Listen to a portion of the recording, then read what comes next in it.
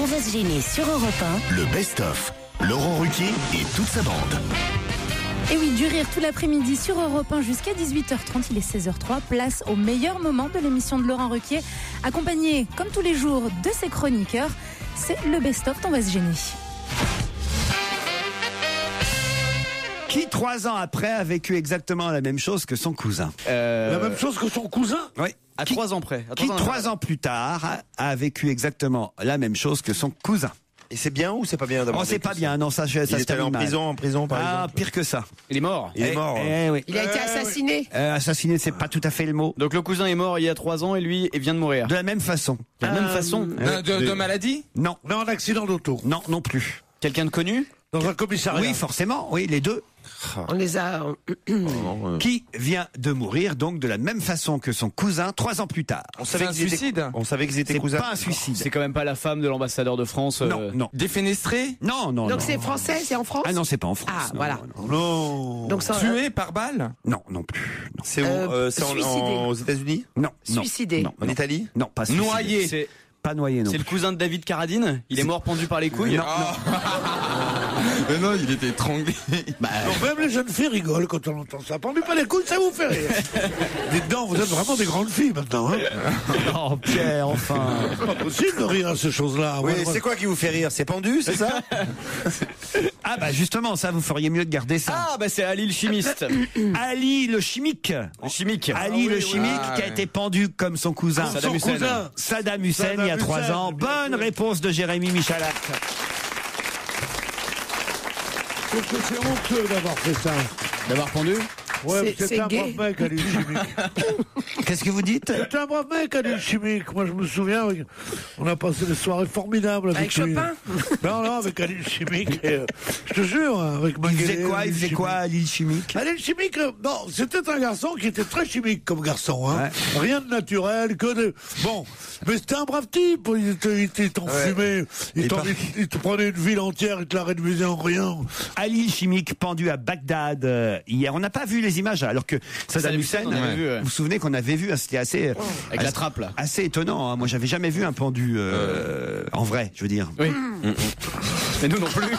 Mais ils avaient mis une cagoule. Mais je crois qu'on ne verra plus jamais ça parce que deux des personnages les plus odieux qui soient, à savoir Ceausescu et Saddam Hussein, on les a vus mourir à la télévision. Et aussi odieux soit-il, quand tu vois un homme qui meurt, tu ne peux pas t'empêcher d'avoir un réflexe, sinon de compassion, du moins de terreur comme ça, et de les aimer bien. Tu vois, tu comprends ce que je veux dire? C'est pourquoi je pense qu'il faut réhabiliter Ali le chimique.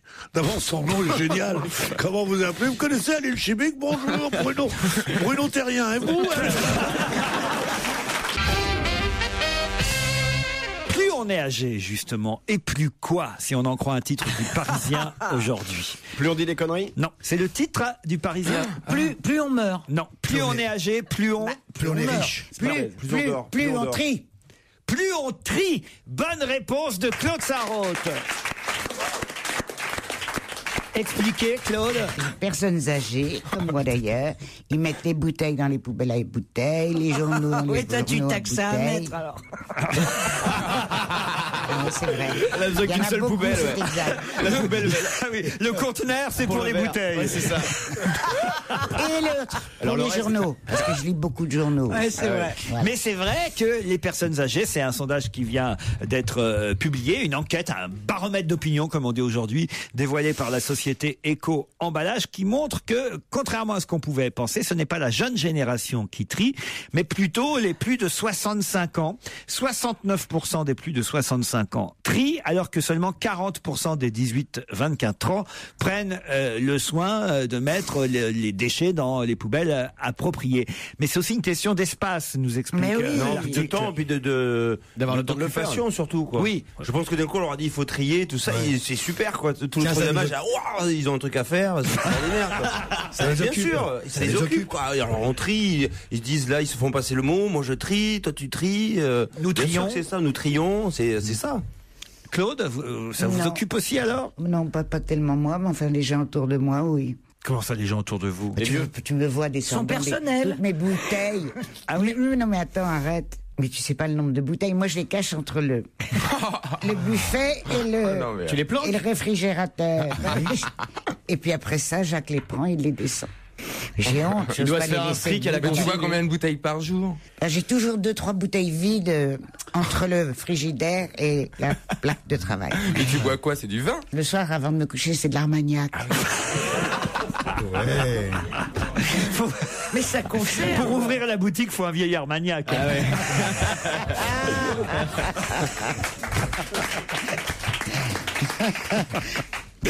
Non mais Claude, avec modération évidemment, parce que des auditeurs nous écoutent. Mais oui, bien sûr, avec modération. Ouais, 3 bouteilles par jour, c'est modéré. Dis donc, si ça aide à aller jusqu'à... Non mais en même temps, Claude ne conduit pas. Voilà. Claude n'a pas d'enfant à s'occuper. Elle va juste emmerder des flics sur les Champs-Élysées, ça va. Mais en tout cas, voilà, c'est bien de voir que les générations, non pas futures, mais les générations anciennes, peut-être vont servir d'exemple aux jeunes générations. Les tout jeunes, hein, les moins de 15 ans, eux, ils trient. Enfin, en tout cas, ils sont habitués à trier. Parce qu'à l'école, on leur dit, c'est plutôt entre 20 et 30 que ça se gâte, mais aussi parce que souvent, on vit dans des appartements où on n'a pas forcément la place de mettre plusieurs poubelles. Comment tu peux mettre 3 poubelles dans ta cuisine? Impossible. Non. Mais si, maintenant c'est étudié pour dans les nouvelles cuisines. Mais T'as alors, 3 bacs. Mais c'est plein C'est ce que j'ai, moi. Bah, C'est la pas seule très fois que vous grand. avez eu 3 bacs, vous. Hein. Oui, 3 bacs à poubelle, dis donc. Ça va, tu peux faire un gros sac pour les bouteilles, le papier et puis l'alimentaire. Tu fais des Le gros problème, sacs c'est dans pas ta dans ta cuisine. cuisine, c'est dans l'immeuble lui-même. Et Haussmann, c'est vrai que les apports tous les Comment ça, immeubles. c'est dans l'immeuble Oui, parce que lui-même? moi, c'est vrai, en plus, je connaissais quelqu'un, il triait tout chez lui, et puis après, il arrivait, il jetait tout dans la même poubelle, en bas. Le problème d'après éco-emballage, c'est, vous savez, les conteneurs, le bleu, le rouge, le vert, enfin, ça change suivant les régions, c'est qu'il n'y a pas la place dans les immeubles haussmanniens pour mettre ces 3 conteneurs. Tu peux très bien trier chez toi, c'est pas un problème, tu descends les poubelles tous les jours, une bouteille ou bien du plastique ou bien les journaux le surlendemain, mais après en bas, quand t'arrives en bas, t'as pas les 3 poubelles, donc tu peux pas trier. Ah, moi je pensais que c'était plutôt le contraire. Le problème, si, parce que moi, le j'habitais problème dans- c'est à la maison, c'est d'avoir de l'espace pour C'est à mettre la 3 maison. poubelles. Mais surtout, c'est. Non, il y a certains quartiers, le conteneur pour les bouteilles ou le papier ou quoi, Il est au coin de la rue.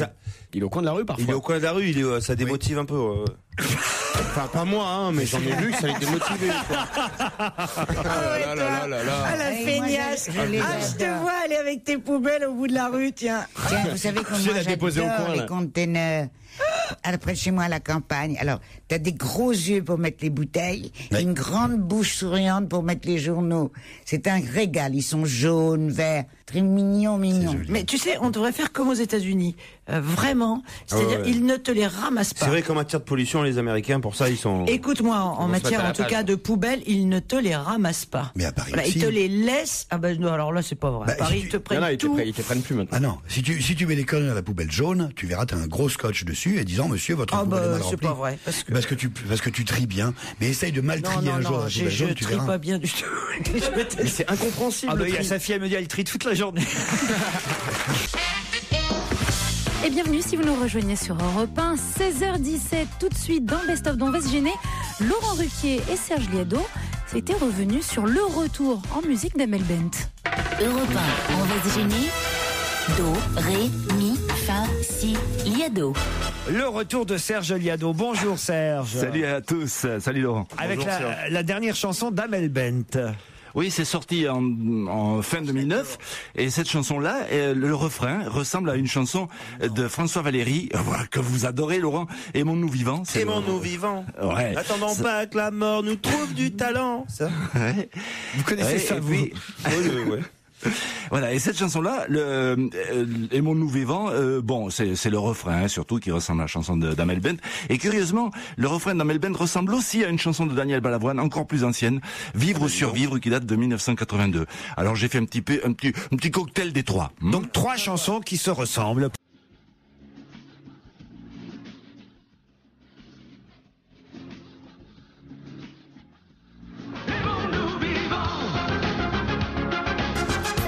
Pourquoi moi, je ne sais pas, tu as ce que j'ai fait.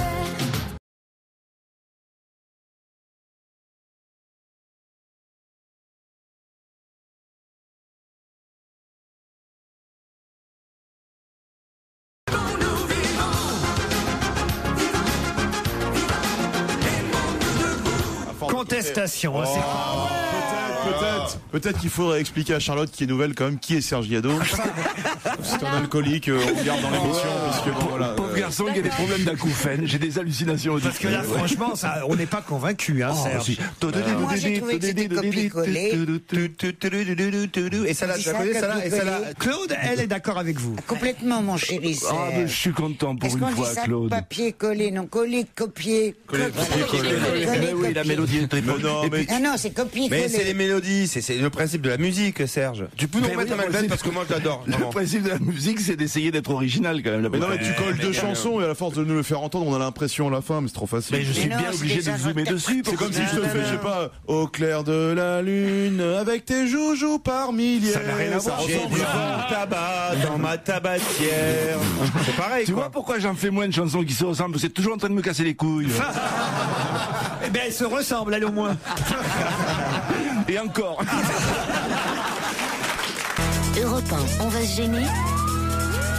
Attention, challenge. Auditeur contre chroniqueur. Maëva et Pierre. Bonjour Maëva. Bonjour. Bonjour. Vous êtes à Toulouse, Maëva. Oui, je suis toulousaine et Eh, d'origine bretonne. Et vous savez que Pierre, qui va vous affronter, est lui aussi à Toulouse. Bonjour Pierre. Bonjour. Oui, bonjour Laurent, je suis toulousain et aussi d'origine bretonne. Ah bah ça alors. Vous êtes peut-être frères et sœurs. Peut-être vous allez vous marier. Je pense pas. On croirait la pièce de Ionesco, tu sais, c'est Mr. and Mrs. Smith, ils se rencontrent. Exactement, la cantatrice chauve. Et ils s'aperçoivent en fait qu'ils sont mariés. Maëva, vous habitez dans quel quartier de Toulouse, Maëva? Bah, j'habite pas très loin du Capitole. Très bien. Et vous, Pierre? Faites attention parce que la Roche-Tarpéienne n'est pas loin. Et vous, Pierre? Oh, bah moi je suis beaucoup moins riche donc j'habite la campagne. Qu'est-ce qu'il y a, Joujou? Pourquoi vous riez? Non. Parce que Pierre vient de se prendre un vent. Ouais, c'est pour ça. Ça fait du bien de temps en temps. hein. Ah, qu'est-ce que c'est drôle, putain. Oh, ça fait du bien. On n'a jamais vu Pierre. Tu sens la solitude, quoi, du truc. C'est. Non, mais Pierre Bénichou, M'en fous, non, mais j'ai l'impression d'être plus près des autres aujourd'hui. Qu'est-ce que vous faites dans la vie, Pierre? Moi, ah non, pardon. Comédien et directeur d'une compagnie de théâtre. J'avais une bonne place à Europe 1 et à la suite d'une nuit de beuverie, je l'ai perdue. Avouez que c'est honteux, non? C'est con, ouais. On lui a chanté, allez, va boire un petit coup chez toi. Oui. Non, mais c'est vrai. Pierre, vous êtes directeur d'une compagnie de théâtre, c'est ça? Oui. Non, pas vraiment. Non, je donne un coup de main. Je donne un coup de main à la Comédie Française. Au costume. Ouais, je suis pas le patron. hein. Bon, j'ai monté quelques grands succès. Ouais. J'ai monté la polonaise de Chopin, je me quittais plus skinny. Mais ce que j'aimerais, moi, À Medrano, non, à Medrano. ce que j'aimerais, c'est épouser une Toulousaine. Qui soit d'origine bretonne.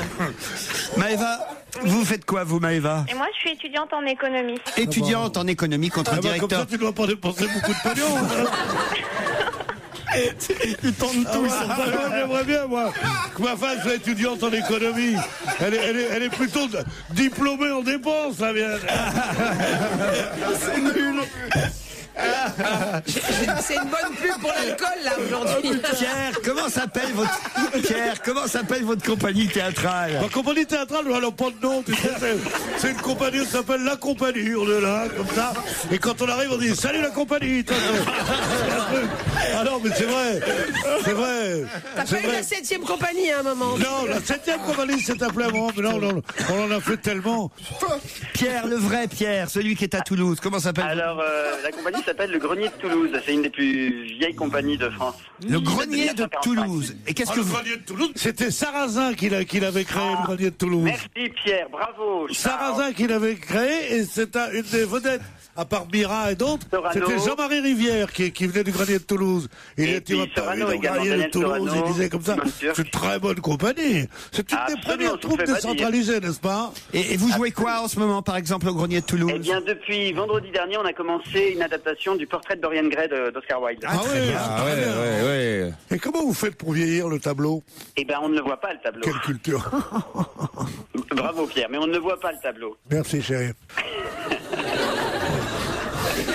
Dis donc, tu me préfères, si ça marche pas avec la Toulousaine, tu voudrais pas rester copain avec un mec né en Algérie? Pierre, vous êtes un dieu sur terre pour moi. Ah, voyez.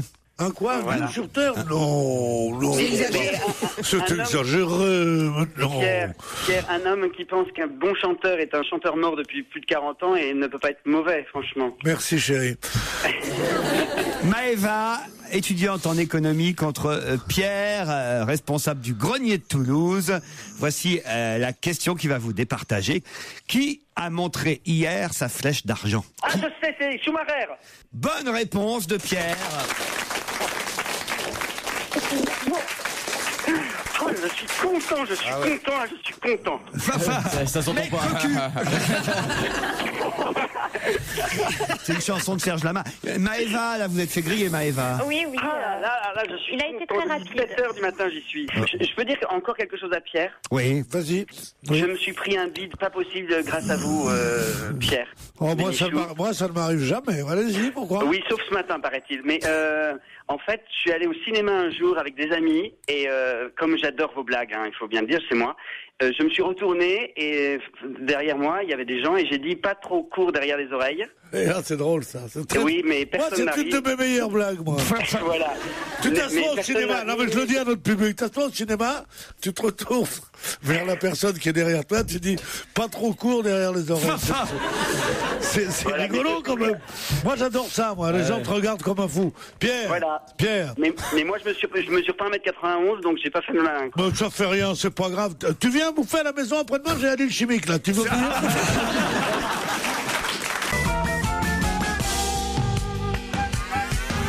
Jusqu'à 18h30, découvrez ou redécouvrez les meilleurs moments dont va se gêner Laurent Ruquier et toute son équipe sur Europe 1. Europe 1, on va se gêner. La question, citation. Qui a dit quoi? Quoi? Qui a dit ce n'est pas moi qui vous l'ai promise, mais c'est moi qui vous l'obtiendrai? Ça, c'est Sarkozy. C'est Sarkozy pour la TVA des restaurateurs. Non, ça y est. Bonne réponse de Pierre Bénichou. Oui, en 87 ans, j'ai eu le temps de réviser, moi. La TVA réduite sur la restauration. Alors, on ne sait pas si elle descendra jusqu'à 5,5 comme le souhaitent les restaurateurs. On parle aussi d'un taux de 12%.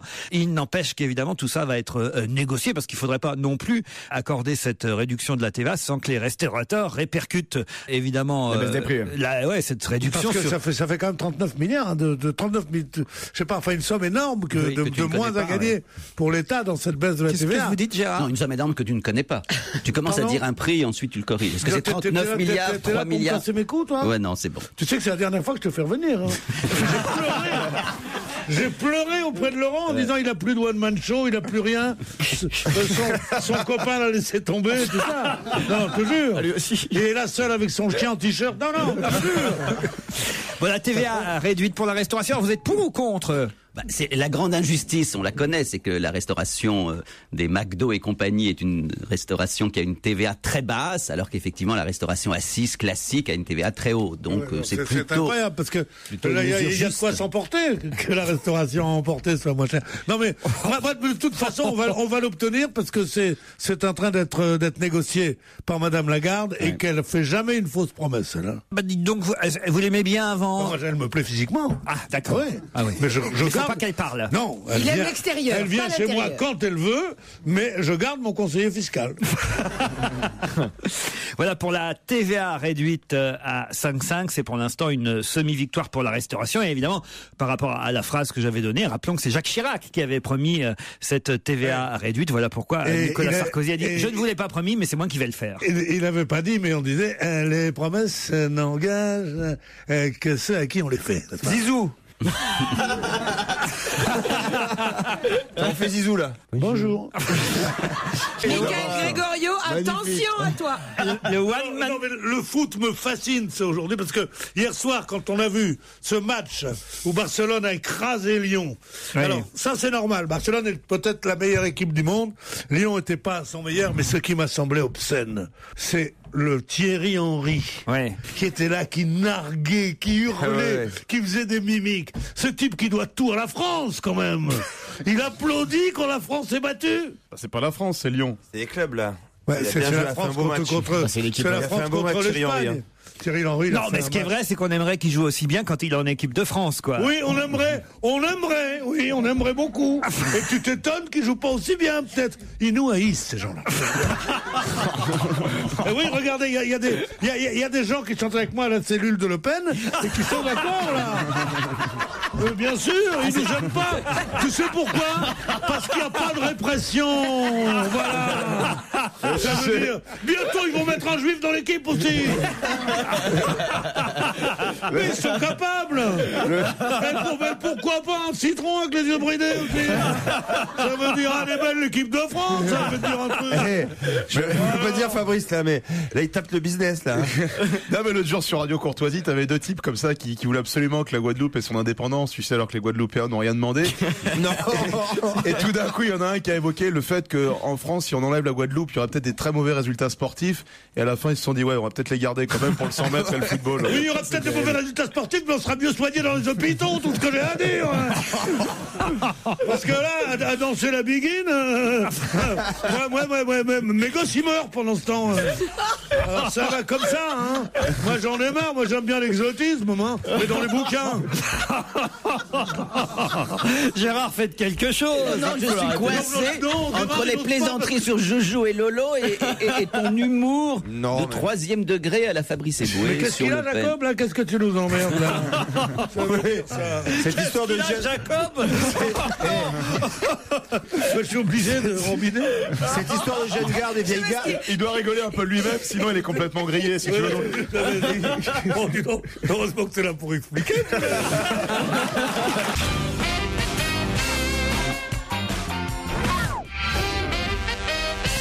Je vous emmène au championnat d'Europe de patinage artistique. C'est terminé. Bon, c'est que le Français Brian Joubert finalement est arrivé 3e. Il y avait les couples aussi, et particulièrement un couple russe, Oksana Domina et Maxime Chabaline. Et ils ont, patineurs, ce couple de patineurs, créé la polémique. Pour quelle raison? Alors oui, c'est vrai. Il y avait un homme, il y avait deux hommes en fait. Non. Ah, ça, il y a un film très rigolo là-dessus. Oui, les patins de la gloire. Les patins de la gloire. Parce qu'il paraît qu'il n'y a aucun règlement qui interdit à deux hommes de patiner ensemble. Alors il y en a un qui était déguisé en nana avec des gros seins, des faux seins. C'était suite à son déguisement. Pourquoi t'as l'air absent, Fabrice? Tu sais qu'il vient de raconter. Mais non, mais Claude. Il a pas l'air absent. Laissez-la tranquille. Non, t'as vu deux hommes patiner ensemble? C'est un film, on parlait d'un film. C'est un film. C'est le film avec Will Ferrell, c'est ça? Alors attends, est-ce que c'est un couple dans la vie? Oui, enfin peu importe d'ailleurs. Oui, bon, on s'en fout. On s'en fiche. Oui, Alors, j'ai oublié. Mais en tout cas, c'est un homme et une femme. Elle voilà. est enceinte? Non, on patine pas enceinte quand même. Ça dépend. Si t'es enceinte d'1 heure, tu peux patiner. On peut pas le savoir. C'est même plutôt bon, hein, parce que on ne patine pas avec l'amour. Bien sûr. Madame Courgeot patinait enceinte. Ça c'est beau. Laurent, tu t'arraches là. Ah là, il est On poète. ne patine pas avec la Non mais c'est Bravo. magnifique. Mais oui, que c'est c'est magnifique. classique et Ah là tout. là, Ah oui, mais par c'est rapport, ouais. Il est formidable, notre Laurent, mais regardez-le. Je comprends même pas pourquoi il prend des chroniqueurs. Il doit faire l'émission tout seul. Et... Attends, parce que j'ai pas la réponse à ma question autrement. Arbitre. C'est ce qu'ils me mettent. Il y en a un qui a mis 5-5, l'autre a mis je sais pas quoi. Ils ont triché. Oui, et alors? Les arbitres ont triché. Oui. Ils trichent tout le temps. Oui, et alors? Alors il y a eu une réclamation. Oui, et alors? Ils sont allés très loin. C'est allé jusqu'à la Suisse. Pourquoi la Suisse? Parce que je pense que c'est là qu'il y a la fédération de patinage. Ah oui, en Suisse. Ouais, voilà. En Suisse. Non, il y a une polémique au niveau de l'arbitrage. Non, Voilà. pas du tout. Ah, tu reprends tout ce que dit maman. Ça, c'est pas mal. Est-ce que c'est un rapport avec les commentaires, un commentaire qu'aurait pu avoir Candeloro? Du tout.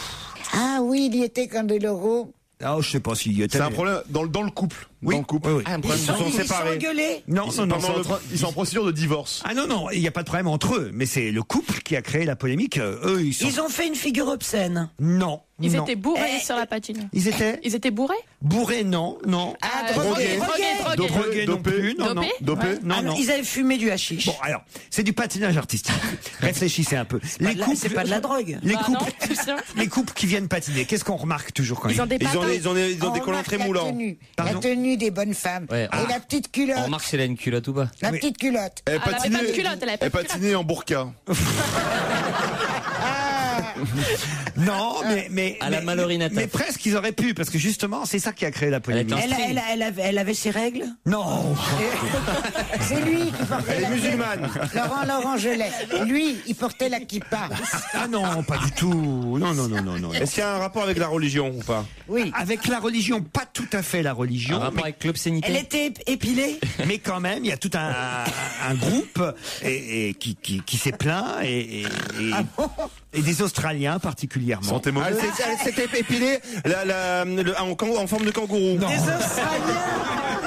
Avec la poche et tout, quoi. Alors, elle avait un tatouage genre maori. Ah. Elle avait un tatouage. Bah, dis C'est oui pas ou- vraiment un tatouage. Ah, bah, Une cicatrice, un une dessin. cicatrice. Non, c'est-à-dire qu'ils Un étaient. bijou. C'était quoi leur tenue? Ils avaient décidé. Ils avaient décidé d'être en maori. Oui, en maori. Ah, en noir. Ils s'étaient déguisés En indien, en indien. Entre En guillemets. aborigène. en- En aborigène. En aborigène.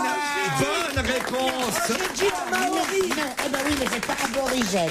Ils ont patiné avec des tenues représentant des aborigènes. Et les aborigènes, évidemment, ont été consternés tellement leur tenue. Oui, parce qu'il y avait plein d'aborigènes les dans la aborigènes, foule. ils l'ont vu à la télé. Ils l'ont vu où à la télé, les Ah bah, aborigènes? attendez, quand je vais vous montrer la photo du couple russe, franchement, vous allez vous marrer. Hein, je vous jure. Franchement, on croirait un truc de chez Disney, quoi. Tellement c'est ridicule la façon. Ah mon Dieu. Enfin, c'est tout le temps ridicule. Il manque juste un os dans le nez, puis là c'est Mais bon, quoi. C'est vous vraiment. foutez de la gueule des aborigènes encore. Ah non, parce que c'est justement, c'est caricatural au possible. Voilà. Eh ben alors, je vois pas en quoi. Enfin, c'est d'abord, aborigène. n'importe quoi, mais je vais dire, un aborigène qui fait du patin à glace, d'abord, on en a jamais vu, hein. Faites passer, C'est Christine. toujours ridicule, les Laurent, costumes. surtout, tu dois dire bonne réponse de Claude Sarraute. Oui, ça y est. Non, ça y est pas. Non. Elle est déguisée en pain d'épices, la gonzesse. Et qu'est-ce que tu me dis? C'est pas une aborigène. Elle est pas déguisée en pain d'épices. Si, regarde. c'est Elle a comme un du pain déguisement ridicule. Oui. Non, C'est non, Holiday là- on Ice. Holiday on Ice, c'est Mais le oui, genre de choses, quoi. Non, mais c'est ridicule, je ridicule. trouve que l'aborigène est très susceptible. Hein. C'est une race susceptible. hein. Bien sûr. C'est pas parce qu'on les a exterminés qu'il faut qu'ils ouvrent leur gueule tout le temps, quoi. Imagine l'inverse, quoi, tu vois. Imagine l'inverse, mettons, je sais pas, des aborigènes qui se déguisent en quoi, en tsar ou quoi, il aurait pas mal pris les Russes. Non, voilà. Non, mais Alors enfin, là, quand même, j'ai jamais vu une tenue aussi ridicule. Elle est moche, elle est con, mais elle fait pas penser aux aborigènes. Mais s'ils ont des petites feuilles vertes un peu partout. Et alors, les aborigènes n'ont pas des feuilles vertes un peu partout. Et puis l'art qu'ils se le mettent pas dans le cul non plus. Voilà, non, mais c'est n'importe quoi. Les peintures corporelles. Les peintures corporelles semblent être l'œuvre d'un enfant de 3 ans, Bah, dit. justement, ça n'a rien à voir avec les aborigènes. Qu'est-ce qu'il y a? Il veut. Non, Fifi, tu déconnes, là. Fifi, vous n'avez rien dit sur ce sujet.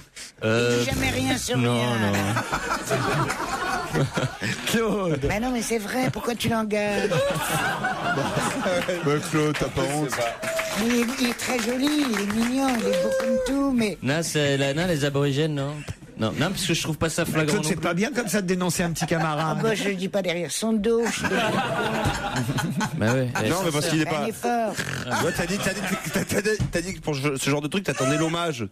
Pourriez au moins lui donner des Ouais, je suis vivants. encore vivant, la merde. Vous pourriez au moins lui donner des petits conseils à Fifi. Ah, alors là, mon chéri, oui, si tu veux. Ah. Je vais t'en donner des tas. Alors, allez-y. Dans les loges. D'abord, tu empêches tout le monde de parler, tu piétines tout. Mais tu dois bien penser des conneries, non? Dès que t'en as une, tu la balances. C'est un des secrets de cette émission. Tu piétines tout, t'écoutes personne. Le mec qui dit pas un mot de l'émission, on l'accuse de piétiner et tout. Il Conseil de couper la parole. Je lui Ah oui, c'est un conseille. conseil, c'est un conseil. Et quoi d'autre encore? Oh, plein de trucs. Bon, faut faire la lèche un peu au patron. Quand il dit on Ça se fait, patine ça. pas avec l'amour, waouh, bravo. Ça, c'est pour Christine. Ah, c'est Christine. Et puis quoi d'autre encore? Encore. Alors, faut bien repérer les chouchous. Alors là, ici, t'en as 3. Pas toi, pas moi, pas la jolie Charlotte. Ces 2 zèbres là, et surtout Christine. Tu dois regarder dans quel sens va le regard du patron. Toujours Christine. Quand c'est pas Christine. C'est du grand n'importe oui. quoi. Et oui, non, pas du tout. Et là, tu sais, non, pas du tout. Regarde, il est mignon. Non, monsieur. Parce qu'il est nul, mais il est mignon. hein.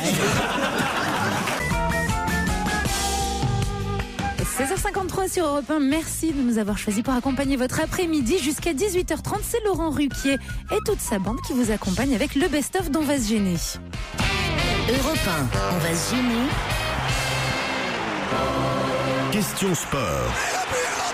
On garde tous les mains dans les poches. ça se passe en Belgique, n'est-ce pas? Et ce week-end, en Belgique, il y a le club de la Gantoise qui a affronté Tubize. Et là, à un moment donné, l'arbitre de la rencontre, une fois, qu'est-ce qu'il a fait? Il a sifflé un penalty, mais aussi. Ah, si. Il a osé. Il a sifflé un penalty imaginaire. Il n'y avait pas un penalty. Et il siffle le penalty. Mais alors, que fait-il? Il faut savoir ce qu'il fait après avoir sifflé le penalty qui était imaginaire. Bah, et je pense qu'ils se fait justice tous les mêmes. C'est-à-dire? Ils se suicident. Ouais. Harakiri. Ah, il s'est collé une baffe. Non. Non. Il siffle un penalty. Est-ce que les règles du football belge sont les mêmes que le football Les en mêmes. général? C'est pareil, sauf que tu peux jouer avec les mains. Les mêmes. Un penalty imaginaire. C'est-à-dire que... Est-ce que c'est Il a drôle ce arrêté qu'il a lui-même. fait? Il a arrêté lui-même le ballon. Il Non. a tiré lui-même le penalty. Non. Mais Il on se se met dans rapproche. les buts, Il a n'est-ce pas? sifflé au moment du tir du penalty. Il a sifflé à mi-temps. Non. Il a sifflé, il dit non, je déconne, c'est bon, il y avait rien. Non. Il a refusé le but. Non. Il a pas attendu que le gardien soit dans les buts. Non, le président de l'équipe de Tubize, injustement sanctionné, et donc au final qui a perdu 2-0 après la transformation du penalty, ne compte pas en rester là. Il dit qu'il va porter réclamation. Parce que qu'est-ce qu'a fait l'arbitre après avoir sifflé le penalty? C'est lui qui a pris le ballon et qui l'a renvoyé quelque part? Non. Il a choisi Il lui-même. s'est le roulé joueur. par terre de rire en disant je les ai bien niqués ces cons-là. Non. Ah, il a fait la fête avec les joueurs? Non, non, pas quand Il a fait, Ça, il a ce fait serait une drôle. petite danse ou un truc. L'arbitre C'est- qui fait un tour du stade. Il s'est excusé? Il s'est pas excusé. Il y a quelque chose qui prouve entre le moment où l'arbitre siffle le penalty et le moment où le but est marqué, qui prouve que il reconnaît s'être trompé. Il se cache les yeux? Non. Il se prend la tête dans les mains? Non. Il pleure? Non. Il éclate en sanglots? Non. Il baisse son froc? Il se met à genoux? Il se met à genoux? Pour dire, je suis désolé, j'ai merdé, je me Non, mets tout non. nu. Il se donne une gifle et il dit oh c'est tout Non, moi il ça. c'est pas ça. Il s'auto-flagelle pas. Donc c'est ça qui est dingue. Et surtout quoi? Flagelle pas. Le penalty est tiré. Oui. Et il met un temps à réagir quand même. Alors. Il siffle un penalty sur le penalty, ça peut exister ou pas? Non, non, non, non, non, non, non. Il commet une erreur en sifflant cette faute et il le reconnaît. La preuve, c'est qu'on le voit. Il se met dans le but pour l'arrêter. Il se met à pleurer. Non. Il s'approche du gardien de but. Ça, oui. Oui, alors Il lui serre la main. Il se met avec le gardien de but pour éviter. Non, il peut pas, il a pas le droit. Ils sont deux Il a dans pas la le droit. cage, je voulais Oui, dire. deux Non. dans la cage. Non, non, Bien non. sûr. Non, non, ils ont pas le Et il droit. va embrasser le gardien de but. Non, mais il lui dit quelque chose. Je suis désolé, je suis désolé. Sois cool et le laisse pas passer. Non, je t'en supplie. Mais Pourvu tiens- que tu le laisses pas passer. Ouais, je t'en supplie. Il l'encourage. Arrête-le. Arrête-le. Voilà. Bonne réponse de Caroline Bravo. Diamant. Elle bah connaît si, bien. quand même. Elle connaît bien le football. Ah, tu m'étonnes. Voilà. J'ai eu du mal à réfléchir à l'adversaire. On le voit, parce que vous savez, maintenant avec les gros plans, on peut lire sur les lèvres et tout, on le voit dire au gardien de but « Sauve-moi, arrête-le ». L'arbitre a déclaré « C'est la première fois de ma carrière que je suis confronté à une telle situation. J'ai simplement encouragé le gardien à réparer sa faute, rien d'autre. Il m'a peut-être mal compris, mais le gardien évidemment est allé répéter ça. À réparer ma faute. Oui, et le gardien est allé répéter ça évidemment au président du club qui va ouais, porter salopard, réclamation le gardien. parce que Non seulement une passoire, mais en plus une donneuse. oui, parce qu'il l'a pas arrêté, c'est ça le problème. Ah, mais évidemment. oui, c'est mais ça. là, vous avez raison, Titoff, c'est que l'arbitre aurait été plus malin d'aller dire au gardien, je sais de quel côté il tire, il va tirer par. Oui, mais Comment comment il peut savoir à la ça fois ouais. Bah oui, c'est Il aurait vrai. fallu- non, Mais non, il devait aller dire aux joueurs, De le rater. mets-le à côté. Oui, il bien a envie de sûr. gagner le joueur. Mais Il a non, envie de gagner. il a envie de Le gagner. joueur, il va dire oui, d'accord. Le joueur, il lui répond, bah t'avais qu'à pas tirer, t'avais qu'à pas siffler qu'à Le penalty. joueur qui bénéficie du Non. penalty. Eh ben, s'il lui dit je vais te buter si tu le mets. Ah oui, oui, c'est bien, ça, Oui. t'as des bonnes manières, toi. C'est qu'elle elle allait voir des matchs au Mexique en fait. Non, mais sérieusement, hein. Ce qu'il fait souvent, c'est des rééquilibrer en sifflant un deuxième oui. penalty imaginaire, mais dans l'autre camp. C'est vrai que c'est au Mexique que ces pratiques-là ont lieu, Christine. Est-ce que vous connaissez, d'ailleurs, je voulais vous demander l'endroit où Carla et le président ont passé leur Alors week-end. allez-y, dites-moi où c'est. Le fameux hôtel, là. Parce que manifestement, il y a une petite polémique C'est sur la côte Pacifique. autour de l'argent qu'a pu coûter Oh, qu'est-ce que c'est ridicule. C'est le Mexique qui paye tout. Ridicule. dans le grand hôtel Tamarindo, situé dans la station balnéaire de Manzanillon. Vous Non, connaissez? je connais pas du tout. Ah bah alors, vous ça connaissez rien au m'étonnerait que ça Mexique. soit Manzanillon déjà. Ah non, mais moi je veux seulement, ils prennent qu'en demi-pension, je voulais y aller. Manzanillon, connu pour ses villas luxueuses et pour être très prisé des milliardaires. Bah, vous connaissez rien, vous, alors. Attends, hein. le Mexique fait je sais pas combien de fois C'est la sur France. la côte sud-ouest du Est-ce que Mexique. toi tu connais Troufillon les- Ah oui, Troufillon, je connais. Dans la banlieue. J'y suis même retourné plusieurs fois. J'ai fait des allées et venues là-bas même. Je me demande si on n'y est pas allé ensemble. J'y vais avec plaisir. Les nuits, ils sont magnifiques. hein. Toi, tu choisis C'est sur la côte sud-ouest. Pourquoi j'ai dit ça? C'est sur la côte sud-ouest du Mexique. Vous voyez à peu près? Bah oui, c'est sur le Pacifique. Ça, moi, je connais plus les Caraïbes. 2 jours de repos. De toute façon, la facture de 50 000 € a été payée par le président mexicain Felipe Calderón. Donc, alors voilà. 50 000 € pour un jour. Un week-end, 2 jours. 2 jours, 50 000 €. Ah, mais ils sont deux, hein. Ça coûte 15 bâtons par jour? Non, 25 000 € la nuit, quoi. Ils ont un bouffe, Carla. Non, mais c'est quoi comme. Non. Ça fait beaucoup quand même. Hein. Non, mais c'est pas ça, il doit y avoir le transport en hélicoptère aussi pour y aller. Il y a tous les services de sécurité aussi à. Le site d'information Mediapart signale que l'addition du week-end s'élèverait à la coquette somme de 50 000 €, mais le contribuable français ne paiera pas puisque cette escapade de luxe a été offerte par le président mexicain Felipe Calderón. Voilà. Mais que c'est con d'attaquer un président de la République là-dessus parce qu'il passe. Ouais. Tu veux qu'il aille où, chez Libis. Libis, porte de la Chapelle. Libis, sérieusement. C'est vrai, on n'emmène pas Carla dans un Formule 1, ça va pas. Dans un Formule 1, ouais. À mon avis, elle claque la porte à la gueule. On va se gêner sur Europe 1. Le best-of. Laurent Ruquier et toute sa bande. Et bonnes vacances avec Europe 1 et jusqu'à 18h30 avec Laurent Ruquier et ses chroniqueurs. Tout de suite, un nouvel extrait du best-of d'On va se gêner. Ce jour-là, Laurent Ruquier recevait le membre du jury d'Incroyable Talent, Gilbert Rozon. Et le retour parmi nous aujourd'hui de Gilbert Rozon. On est content de revoir notre ami québécois. Ah, c'est un vrai bonheur. Surtout que depuis qu'il nous a abandonnés, c'est devenu une vedette de télé, vous vous rendez compte? Attends, elle est mondaine maintenant. Avant, elle était déjà mais aujourd'hui, c'est Elle est mondaine. Enfin, on dit pas de Monsieur Rozon que. Enfin, il est mondain. Voilà. Ça change un peu quand même. Je sais pas, on dit toujours mondaine, non? Chez toi, peut-être. On parle souvent de vous au féminin, comme ça, Monsieur Rozon. Non. Avec Stevie seulement. Mais c'est vrai que vous êtes devenu une vedette avec cette émission, l'incroyable talent, et surtout grâce à la rivalité avec Smaïn, ou Smaïn, je sais pas comment je dois dire. Moi non plus, je ne sais pas comment on doit dire. Mais vous êtes vraiment fâché avec lui ou pas? Absolument. Non, mais commencer quand même comme un jeune impresario, devenir une des plus grandes vedettes quand même comme agent de vedette dans le monde entier, en Amérique même, sans parler de la France où il a produit tellement de choses, et finir comme jury à Love Story ou je sais pas quoi, mais t'es fou quoi. Enfin, sérieusement, mais qu'est-ce qui t'a pris dans ta tête? Tu veux qu'on parle de ta carrière, toi?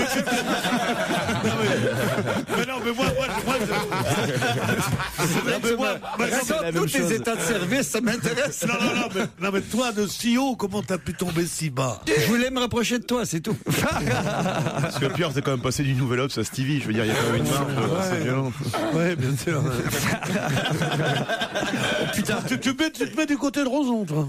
Bah, tu sais, il me produit tous les idées au Québec. Hein, je veux dire, c'est corporatiste. Ben, il produit tous les humoristes, Gilbert Rozon. Enfin, tous. Vous ne les aimez pas tous, Pierre, les humoristes. Faut Si. Je peux pas supporter, moi, les gens qui prétendent qu'ils vont te faire asseoir pendant 2 heures pour écouter des trucs un peu marrants qui peuvent être marrants 3 minutes. Pendant 2 heures, t'es là. Je veux dire, mais même Fernand Reynaud, je pouvais pas y aller pendant 2 heures. Alors tu te rends compte, t'es boué. Non, mais sérieusement. J'ai vu ta photo de toi jeune, mais t'étais super beau. Tu étais. Mais non, mais il était d'une élégance. Et tu l'as trouvé où? Il y a une photo de toi à la plage. C'est quelqu'un qui m'a envoyé sur Facebook. Et pourquoi vous avez recherché ça alors? Non, parce que hier j'en ai parlé à la radio. Il y a une dame qui m'a envoyé un lien pour voir un site où il y a des photos. Un lien pour voir un site. Un lien pour voir un site où il y a des photos de Pierre. Et il y a une super photo. Il y a un de lien Pierre. pour voir un site. Oui, il y a un site où il y a mes photos. Attends, t'étais carrément canon, toi. Les passagers d'un vol sont assis à leur place et attendent le décollage. Bientôt, 2 hommes entrent dans l'avion en uniforme de pilote. Ils portent des lunettes noires. L'un d'eux est accompagné d'un chien pour aveugle et l'autre tâte son chemin à l'aide d'une canne blanche. Ils avancent dans l'allée, entrent dans la cabine de pilotage et referment la porte. Là, plusieurs passagers rient nerveusement et se regardent avec évidemment une expression allant de la surprise à la peur ou au scepticisme. Certains pensant que c'est une caméra cachée pour juste pourrir.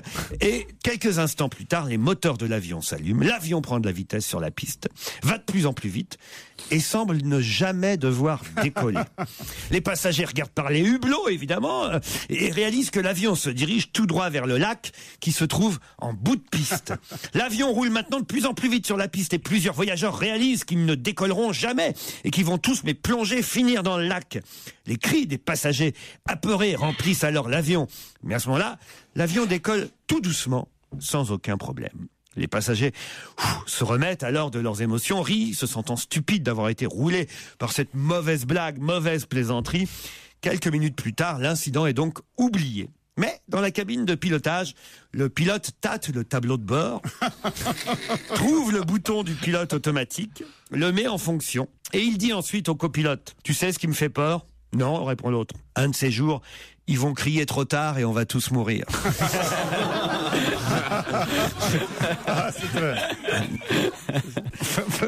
Dans mes 30 ans de voyage, j'ai vraiment des fois été confronté à des gens que tu te demandes, mais qu'est-ce qu'ils font? Un jour, j'étais dans un voyage qui s'en allait vers une île, et vous savez, ce petit autobus qui te transporte de l'aérogare à l'avion, c'est comme un autobus avec une seule personne qui conduit un gros volant. Ouais. Je suis à côté de 2 dames et c'était pas une blague. Une se retourne vers l'autre, elle dit « Mais tu crois qu'on va être debout tout le long comme ça? »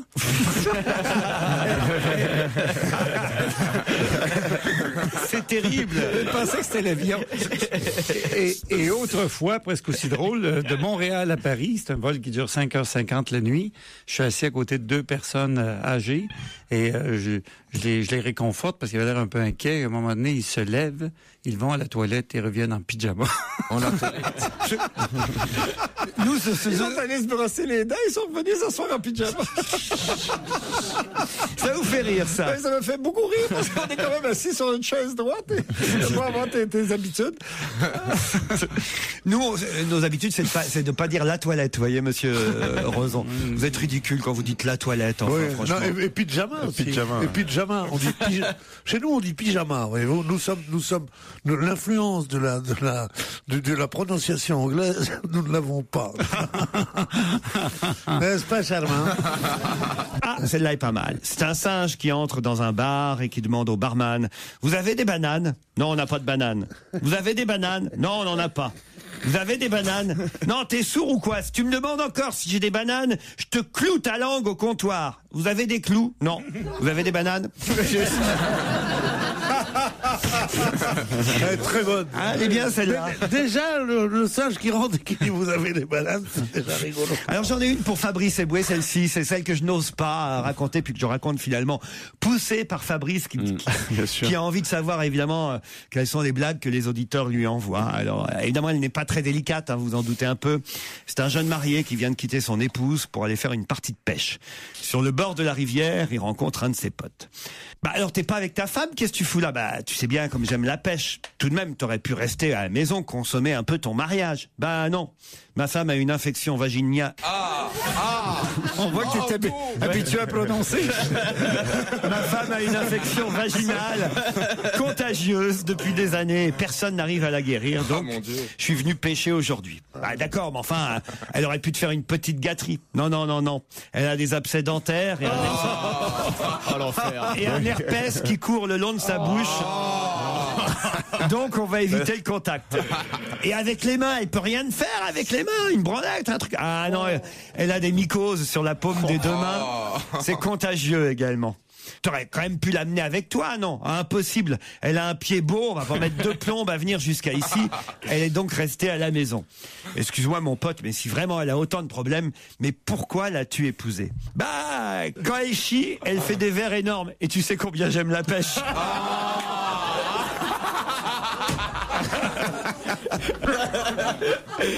Pierre, son aile est trop loin. J'ai bien ri, mais je pense que pour aujourd'hui, ça va me suffire. Merci. Monsieur Pierre, enfin, je suis désolé. Merci, je quitte non seulement ce studio, mais l'émission. Au revoir. Non, Pierre, je suis désolé. Je reste à la demande générale, mais vraiment. C'est vraiment pas... Laurent Ruquier et un Stevie en pleine forme ce jour-là. Il y a plein de choses que j'aimerais faire parce que je suis très cul malgré tout. Mais il y a une loi. Je suis très cul malgré tout. Je suis très cul malgré tout. On vient de l'apprendre. Mais à partir du moment que t'es connu, il y a des choses que tu peux plus faire. Sylvie regrette de ne plus pouvoir aller dans des backrooms. Mais ouais, ou dans des saunas, mais pas toi. Mais déguise-toi. Pas toi. C'est à Laurent qui pose la question. Pas toi, c'est très non, mais moi j'y suis allé quand j'étais jeune. On fait ça une fois ou deux pour savoir ce que c'est, mais après on est très vite dégoûté. Mais je vais te montrer ce que c'est. Bah non, c'est vachement excitant. Oh, vous trouvez ça, vous? Je me souviens, j'ai même emmené Gilbert Rozon une fois. C'est pas vrai. Non, vas-y, raconte. Ah, mais c'était une histoire d'horreur parce que. On descendait dans un sous-sol, mais il y avait un escalier. Tu vois, un immense escalier. Il n'est pas peine de dire où. Je dirais pas où. Mais il y avait un immense escalier très large et au bas des marches, il y avait ensuite une sorte de colimaçon avec des alcôves. Et il me laissait au bas des marches. Et tous les gens qui descendaient, tous les mecs, ils me détaillaient comme un morceau de viande et ils étaient dégoûtés. Ils repartaient. Tu sais, ils me regardaient des pieds à la tête et tu voyais vraiment... Ah non, pas lui, il est trop vieux. Et alors... Moi, j'attendais Laurent et j'étais complètement en train de perdre toute confiance en moi.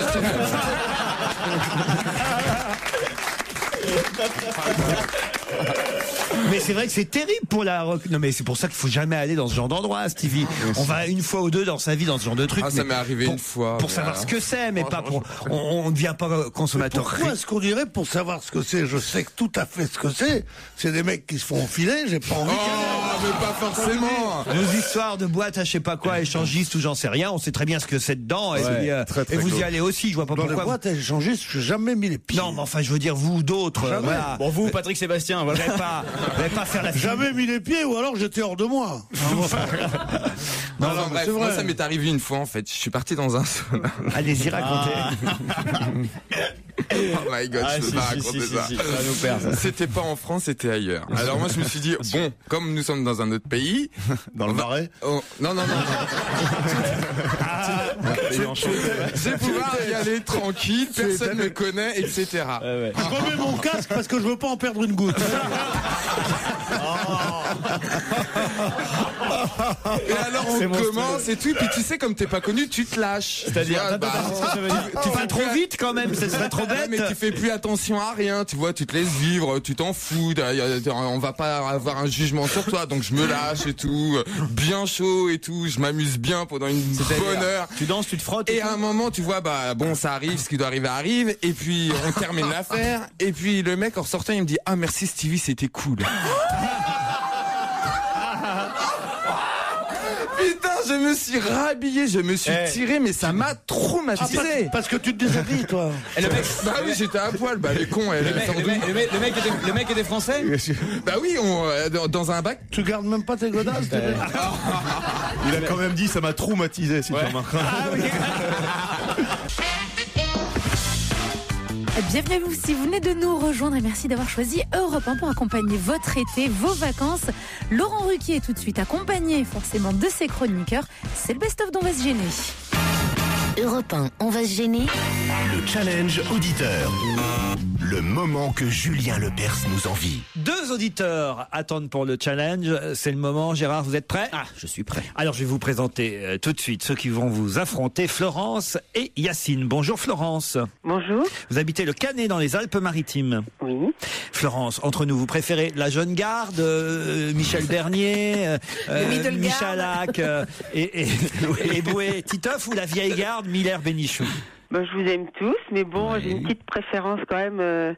Voilà, on est de la même génération, la moyenne garde. C'est-à-dire j'aime bien, j'adore Michel. Et voilà. Et qu'est-ce que vous faites au Canet, Florence? Je suis sous le soleil, il fait super beau, je suis allée promener mon chien en t-shirt, tout va bien. Votre chien s'appelle comment, Florence? Il s'appelle Balou. Balou, vous êtes allé promener Balou au Canet? Oui. Et c'est pas ridicule de promener un chien en t-shirt? Vous avez besoin de lui mettre un t-shirt quand il y a du soleil? C'est quand même... Vous êtes toujours aussi drôle, l'ancienne garde. Ouais. Merci. On essaye de leur donner des leçons. C'est vrai que cette émission prend une drôle de tournure. Bien joué, Florence. Non, Dieu sait que j'ai quand même des relations depuis longtemps avec M. Miller, mais là, je me désolidarise. Yacine nous appelle depuis l'Australie, Sydney, très exactement. Bonjour Yacine. Bonjour tout le monde. Qu'est-ce que vous faites à Sydney, dites-nous? Là, je fais du stop, mais d'habitude, je cueille des poires toute la journée. Donc, je suis pas exactement à Sydney, je suis à 200 km de Sydney, dans une ferme, et je cueille des poires et des pêches. Voilà. Des poires, des pêches et des... On te l'a laissé. Je m'y attendais. Mais c'est curieux ça de partir en Australie pour cueillir des poires, dites donc. Je voyage à travers l'Australie, donc on est une petite bande à voyager tout autour de l'Australie et quand on a besoin d'argent, on s'arrête dans une ville et puis on travaille un petit peu et après on repart. D'accord. T'es en règle ou pas par rapport au papier, tout ça? Pas de problème. J'ai tout mis en règle avant de partir, donc j'ai pas peur. Yacine, vous allez affronter Florence, mais d'abord un petit message peut-être à faire passer ou aux chroniqueurs ou aux auditeurs. Moi quand même, je préfère la jeune garde quand même. Regarde la tranche qu'ils font les deux autres. Alors Yacine, Florence, vous êtes prêts? Où va-t-on pouvoir lire les initiales de ces prénoms Clémentine, Clément et Florent? Où va-t-on pouvoir lire les initiales de ces prénoms Clémentine, Clément et Florent? C'est la fusion de deux banques. Non, pas du tout. Ça se passe en France? Non, c'est Oui, ça se passe en France. F. Pierre, si vous le savez, faut le dire. Eh ben, je le dis, c'est gravé sur l'épée d'académicien de Jean-Loup Dabadi, qui est reçu à 15h sous la coupole, parce que ce sont les prénoms, Clémentine, Clément et Florent sont les prénoms de ses 3 enfants. Voilà. Excellente réponse de Pierre Bénichou. Qui, je dois le dire, fair play, vous a quand même laissé 30 secondes, hein, Florence et Yacine. Oui, mais moi j'avais noté plein de choses sur Jean-Louis Dabadi, mais ça j'avais pas noté. Oui, forcément. Les prénoms de ses enfants, il aurait fallu savoir. Hein. Oui, mais je dis que ceux qui préfèrent la middle class ou la jeune classe n'ont qu'à s'en prendre à eux-mêmes. Bravo Pierre. Oui, bien sûr. Vous trouvez ça normal que Jean-Louis Dabadi entre sous la coupole, Florence? Mais je trouve qu'il est formidable et puis je trouve qu'il écrit des belles chansons, c'est un poète. Et d'ailleurs, pour vous, Florence, Pierre va vous chanter « Femme, je vous aime ».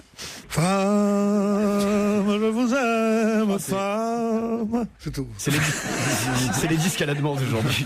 Non, parce qu'il fallait la trouver, cette phrase-là. Je n'en connais pas de facile, je n'en connais que de fragile. Ça, c'est très joli déjà. Hein. Beau, oui, mais alors, si vous ne chantez pas la totalité de la chanson, alors... Je chante ce que je veux. Ok. Yacine, désolé, hein.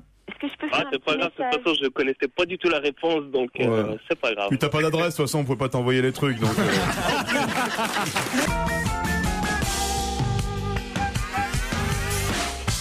Et le best-of d'On va se gêner continue jusqu'à 18h30. Les meilleurs moments de l'émission de Laurent Ruquier, entouré de toute sa bande.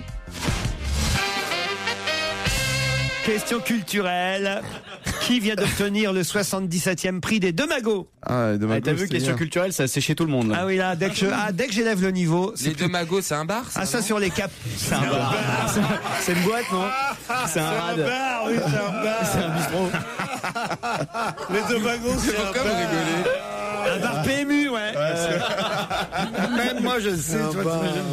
C'est un café, oui, les Deux Magots. Ah oui, c'est le bar qui a... Mais non, c'est pas un bar. Un bar, c'est un truc comme ça avec des, avec du zinc. C'est un café de... Le rendez-vous de l'élite, ils avaient Ah bah, quelle élite. de l'élite intellectuelle. Ah, le Flore et les Deux Magots, quoi. Ouais, voilà. Le Flore et les Deux Magots, tu vois. Bar, Toi, c'est plutôt... Mais non, c'est pas un bar. Oui, c'est un café. Tu vas pas me faire chier sur café. Non, je veux pas te faire chier, mais un bar et un café, ce n'est pas pareil. Ça sert à rien de te mettre dans des états d'excitation pareils, hein. Ça veut dire, c'est un bar et un café, c'est pareil. Le Deux Magots, c'est un bar, est une réponse absolument grotesque. Mais non. Que je suis obligé de te reprocher. Je te mets à toi droit, bordel. Je soutiens mon petit Stevie, moi. Bah oui, moi je suis là pour faire rire les gens, mais bon, si tu veux qu'on soit très sérieux dès qu'on parle des Deux Magots, oui, c'est un magnifique café. Il a raison en même temps. Il a raison en même temps. D'abord, le en même temps fait chier. Il a raison en même temps. Et en fait, il a raison en même temps. C'est ça que tu vas dire. Oui, avec ses béquilles de langage, bande d'illettrés, là. En fait, en même temps, il a raison d'en fait. Mais arrêtez, mais faites de la radio sur Radio Belleville, enfin, pas sur un poste national. Et en fait, en même temps, il a raison. Si tu veux parler. C'est jamais qu'un bar. C'est jamais qu'un bar, tu me cherches, toi aussi. Un peu, c'est vrai, un peu. Non, c'est vrai, Stevie, qu'on doit dire un café, parce qu'il y a un petit côté café littéraire, il y a un petit côté, voilà. Ouais, bon, c'est un rad. Mais en même temps, j'en avais un peu fait exprès. Mais en même temps, c'est vrai aussi que c'est un bar. Voilà. Il a raison. Il y a non, parce qu'il n'y a pas de bar. Ben si, il y a un bar. Non, il n'y a pas de bar au Deux Magots. Il n'y a pas de bar. Le bar, c'est un truc où on peut consommer debout. Ah oui. Pour vous, ça ne veut rien dire du tout. Mais moi, ça. Tout ça pour ça. Je pense que te mettre dans des états d'excitation pareils. Fais gaffe à ton cœur. Franchement, parce que tout ça pour un mot. Tu vois, café, bar. Il n'y a pas que ça d'intéressant, les mots. Ouais, oui, mais bon, et en même temps, ça reste que l'élite parisienne. Hein. La majorité des cafés, des Français ne connaissent pas le café des Deux Magots, donc il faut relativiser. Mais justement, un peu. donc il faut leur apprendre que un peu trop élitiste, tu vois. Il faut savoir des fois rester à sa place aussi. Et alors, l'estaminet, alors Pierre, l'estaminet, qu'est-ce que c'est? C'est sans emmerder par les Parisiens, non? Non, mais c'est quoi ça? C'est vrai qu'il a un petit côté Jean-Yann de temps. Oui, j'arrive du Mans, j'ai découvert Paris à 15 ans. Donc voilà, moi je connaissais pas le café des Deux Magots. Voilà, je sais où il se situe, je sais que t'es en face du Flore, je sais que c'est des trucs, mais te mettre dans des états pareils pour un mot, un bar, oui, pour moi ça restera un bar où on boit des boissons, chez moi c'est un bar. Après, qu'on soit assis ou debout, je m'en tape les couilles. Putain, c'est quand même dingue ça. En attendant ma question culturelle, qui concernait donc les Deux Magots, ce fameux café-bar. Le mec qui veut pas se mouiller. Hein. Cette brasserie parisienne, en tout cas. Oui, d'accord. Oui, c'est écrit brasserie parisienne dans le Parisien. Hein. Ah, parce que le Parisien, c'est le Parisien maintenant. C'est dans le Parisien maintenant que je prends des cours de culture. Sincèrement.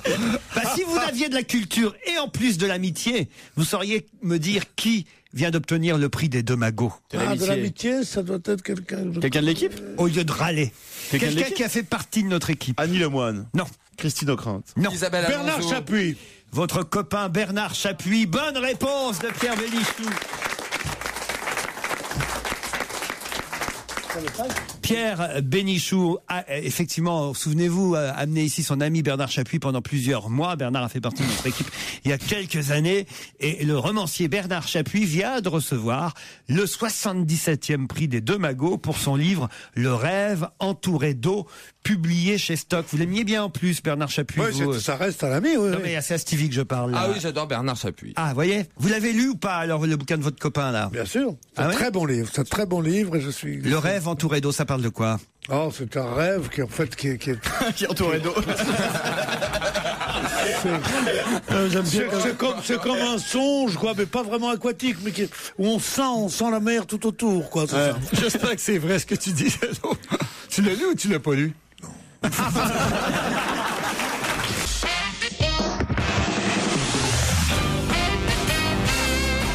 Eux aussi, ils seront bientôt de retour. Laurent Ruquier et toute sa bande, mais pour le moment, ils sont en vacances. Donc ce sont les meilleurs moments de l'émission On va se gêner. On en profite tout de suite sur Europe 1. On va pouvoir voir Sarko dans un musée où on ne s'attendait pas à le voir. Dans quel musée verra-t-on Sarko prochainement? Tussaud? Pardon? Tussaud, en Angleterre. Mais est-ce que c'est un Grévin? Sarko en Non, vrai c'est ou pas? Sarko ou Sarkozy. C'est Sarko, c'est quelqu'un qui s'appelle C'est un Sarko. sarcophage, c'est Sarko. C'est pas un sarcophage. C'est Sarko. Ah ben non, c'est le Mais c'est pas Sarko, Sarkozy. le peintre. Il y a un Sarko. serpent qui s'appelle Sarko. Pas un serpent. Mais c'est un... Migale. On va faire tous les... Un lézard. Non, c'est le Sarko. Un crocodile. un crocodile. C'est le crocodile. oui. Le crocodile Sarko. Bonne réponse des affaires. Mais est-ce que, comme on peut avoir plus de détails, quel musée? C'est sur le site internet du Point, lepoint.fr, qu'on pouvait trouver cette information. Il y a 135 millions d'années, le Sarko était un crocodile géant qui régnait dans les fleuves africains et sud-américains. C'était une bête énorme, pouvant mesurer 14 mètres de long et peser jusqu'à 10 tonnes. Cet effroyable prédateur ne supportait surtout pas la contradiction. C'est marrant. Comment ils le savent? À son petit déjeuner, le Sarko pouvait s'envoyer un dinosaure de 7 mètres de long. Ah oui. Incroyable. Il régnait en maître dans les cours d'eau, n'hésitant pas à se battre pour que sa progéniture se fasse elle aussi une place au soleil. C'est lui, ça. C'est marrant. Ils le font exprès, les journalistes. hein, quand même. Son nom est un peu plus long, c'est pas le Sarko, c'est le Sarko Son quelque règne chose. absolu dura 39 millions d'années. Oh putain. Il n'est pas sorti. Hein. Et lui valut le nom exact de Sarcosus Imperator. Voilà. Sarko signifiant char, Susus crocodile, impérateur, empereur, évidemment. Pour la première fois, le squelette d'un Sarko complet sera exposé dans la galerie de paléontologie du Muséum d'histoire naturelle de Paris. Courez-y voir ce squelette de Sarko, Gérard, car ça vous amusera de voir comme il a une énorme narine bulbeuse. J'ai déjà vu. Dont on ne sait pas si elle lui servait à sentir son entourage ou à émettre des sons effrayant. Son corps est maintenu par 2 plastrons ventraux et dorsaux qui lui servent d'armure protectrice. Lui aussi adorait les bains de soleil, non pas à bord d'un yacht, non mais ils sont terribles dans cet article, mais sur la rive pour réguler sa température d'animal à sang froid. L'Élysée n'a rien trouvé à redire. tout point commun ne serait en effet qu'involontaire Coïncidence. et que pure coïncidence. Mais je l'ai déjà vu, effectivement. Il est impressionnant sur Internet. On avait des photos. L'info était sortie et d'ailleurs on en avait même parlé ici. C'est drôle comme tout le monde a oublié absolument. C'est là que j'ai appris qu'il y avait. J'aurais oublié, moi. Oui, mais c'est ça qui fait votre éternelle jeunesse. Ah oui. C'est que vous redécouvrez enfin les informations. Bah, qui c'est sont vrai, déjà... heureusement, parce qu'autrement, il y a longtemps que j'en aurais marre de vous. Mais oui, c'est ça. Redécouvrez comme ça. Après 15 ans, tout ce que vous radotez sur la gauche, franchement, Mais vraiment. heureusement que j'oublie. Hein. C'est grâce à ton Alzheimer qu'on est encore. Oh bah vous pareil. Hein. Il n'y a que Joujou qui est toujours tout neuf. Qu'est-ce qu'il y a? Pourquoi vous vous marrez, Michel? Mais parce que j'adore la patience de Jérémy, qui se laisse. Qui se laisse quoi? Manipuler comme un jouet, Ouais, voilà. D'où son nom. Mais oui, tout son nom. Joujou, un bon Joujou. Voilà. Vous êtes d'accord les uns les autres que ça ne peut pas ne pas laisser de séquelles sur Michalak. C'est pas possible. Une fois, 2 fois, mais 1000 fois. Tant que ça reste verbal, il n'y a pas de séquelles, je pense. Moi, les chauffeurs de taxi me demandent, mais c'est vrai, mais Joujou. Mais moi aussi, il me demande. Vous aussi, Ah non, moi je suis. Bah oui, évidemment. Mais moi je dis non. Non, c'est vrai, ils comprennent plus les mecs. Puisqu'on est sur ce terrain, est-ce que c'est vrai pour vous, Laurent, finalement? Si ça se trouve, c'est une blague? Que quoi? Que vous adorez les filles? Bah bien sûr que j'adore les filles, moi. Ah, c'est une blague depuis le début, cette tiens. histoire de. Comment tu crois qu'elle s'est retrouvée enceinte ta meuf? Oh, c'est glauque. Oh, c'est violent. Oh, c'est violent. Bon après-midi à tous, c'est jusqu'à 18h30 les meilleurs moments dont va se gêner ce jour-là. Laurent Ruquier était entouré de Pierre Bénichou, Michel Bernier, Fabrice Eboué, Titoff, entre autres. J'ai une question pour vous. D'après l'INSV, sous quelle barre est-on passé? D'après l'INSV, sous quelle barre est-on passé? C'est une bonne nouvelle? Pas forcément. Ça a rapport avec le titre du Parisien de ce matin? Non. C'était quoi le titre du Parisien de ce Par matin? rapport au bébé qu'on fait trop tard en France. Ah non. D'après l'INSV, sous quelle barre sommes-nous passés? Institut national de sauvetage des vies, non? C'est quoi? Non, de sondage de quelque chose? C'est l'Institut national en tout cas. Oui, bah, l'INS. Ça a un rapport avec la durée de vie? Avec la longueur de... Non, parce qu'il dit que c'est pas forcément une bonne nouvelle, donc c'est pas forcément une mauvaise non plus. Non. C'est toi qui fais chuter la moyenne? Ah, ça sûrement. D'accord, je sais ce que c'est. C'est rapport au sommeil alors. C'est-à-dire que je crois que les Français dorment moins de 7 heures par nuit, ce qui est... Et ils devraient dormir plus de 8 heures. Et donc l'INSV, c'est l'Institut national du sommeil. Vérifié. Du sommeil et de la vigilance. Bonne réponse de Joujou. Mais par contre... toi tu fais remonter la moyenne. Titoff fait remonter la moyenne. Non, arrêtez. En ce moment. Entre vous et moi. Mais je vois pas le petit aparté, oui, par rapport à toi, avec Lolo. Parce qu'on sait bien qu'il dort très peu. Toi tu le sais bien, mais bon, on le sait pas tous. Tout le monde le sait.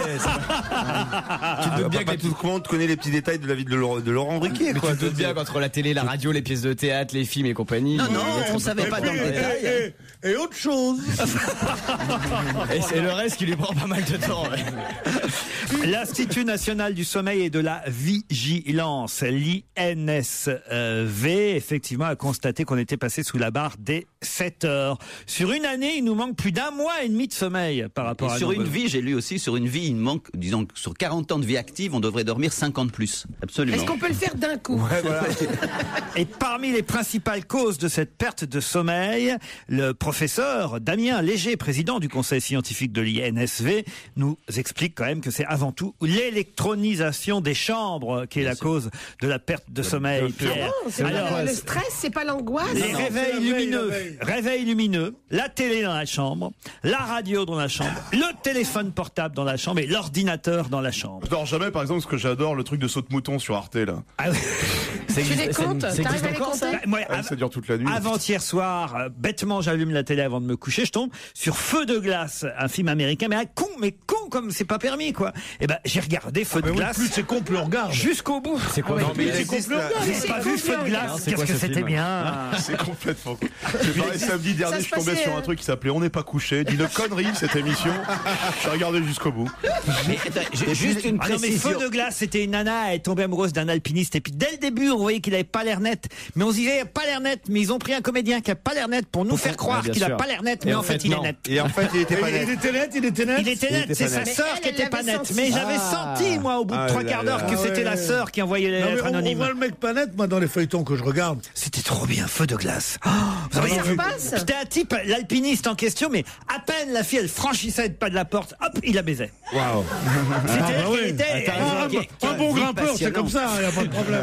Mais elle a quitté son mari pour lui, dès la première demi-heure du film. Elle le rencontre dans la rue. Ah non, la rencontre, faut que je vous rencontre. Ah non. Ah oui, racontez-nous, mais c'est Laurent. ça qui m'a fait regarder le film. C'est la rencontre.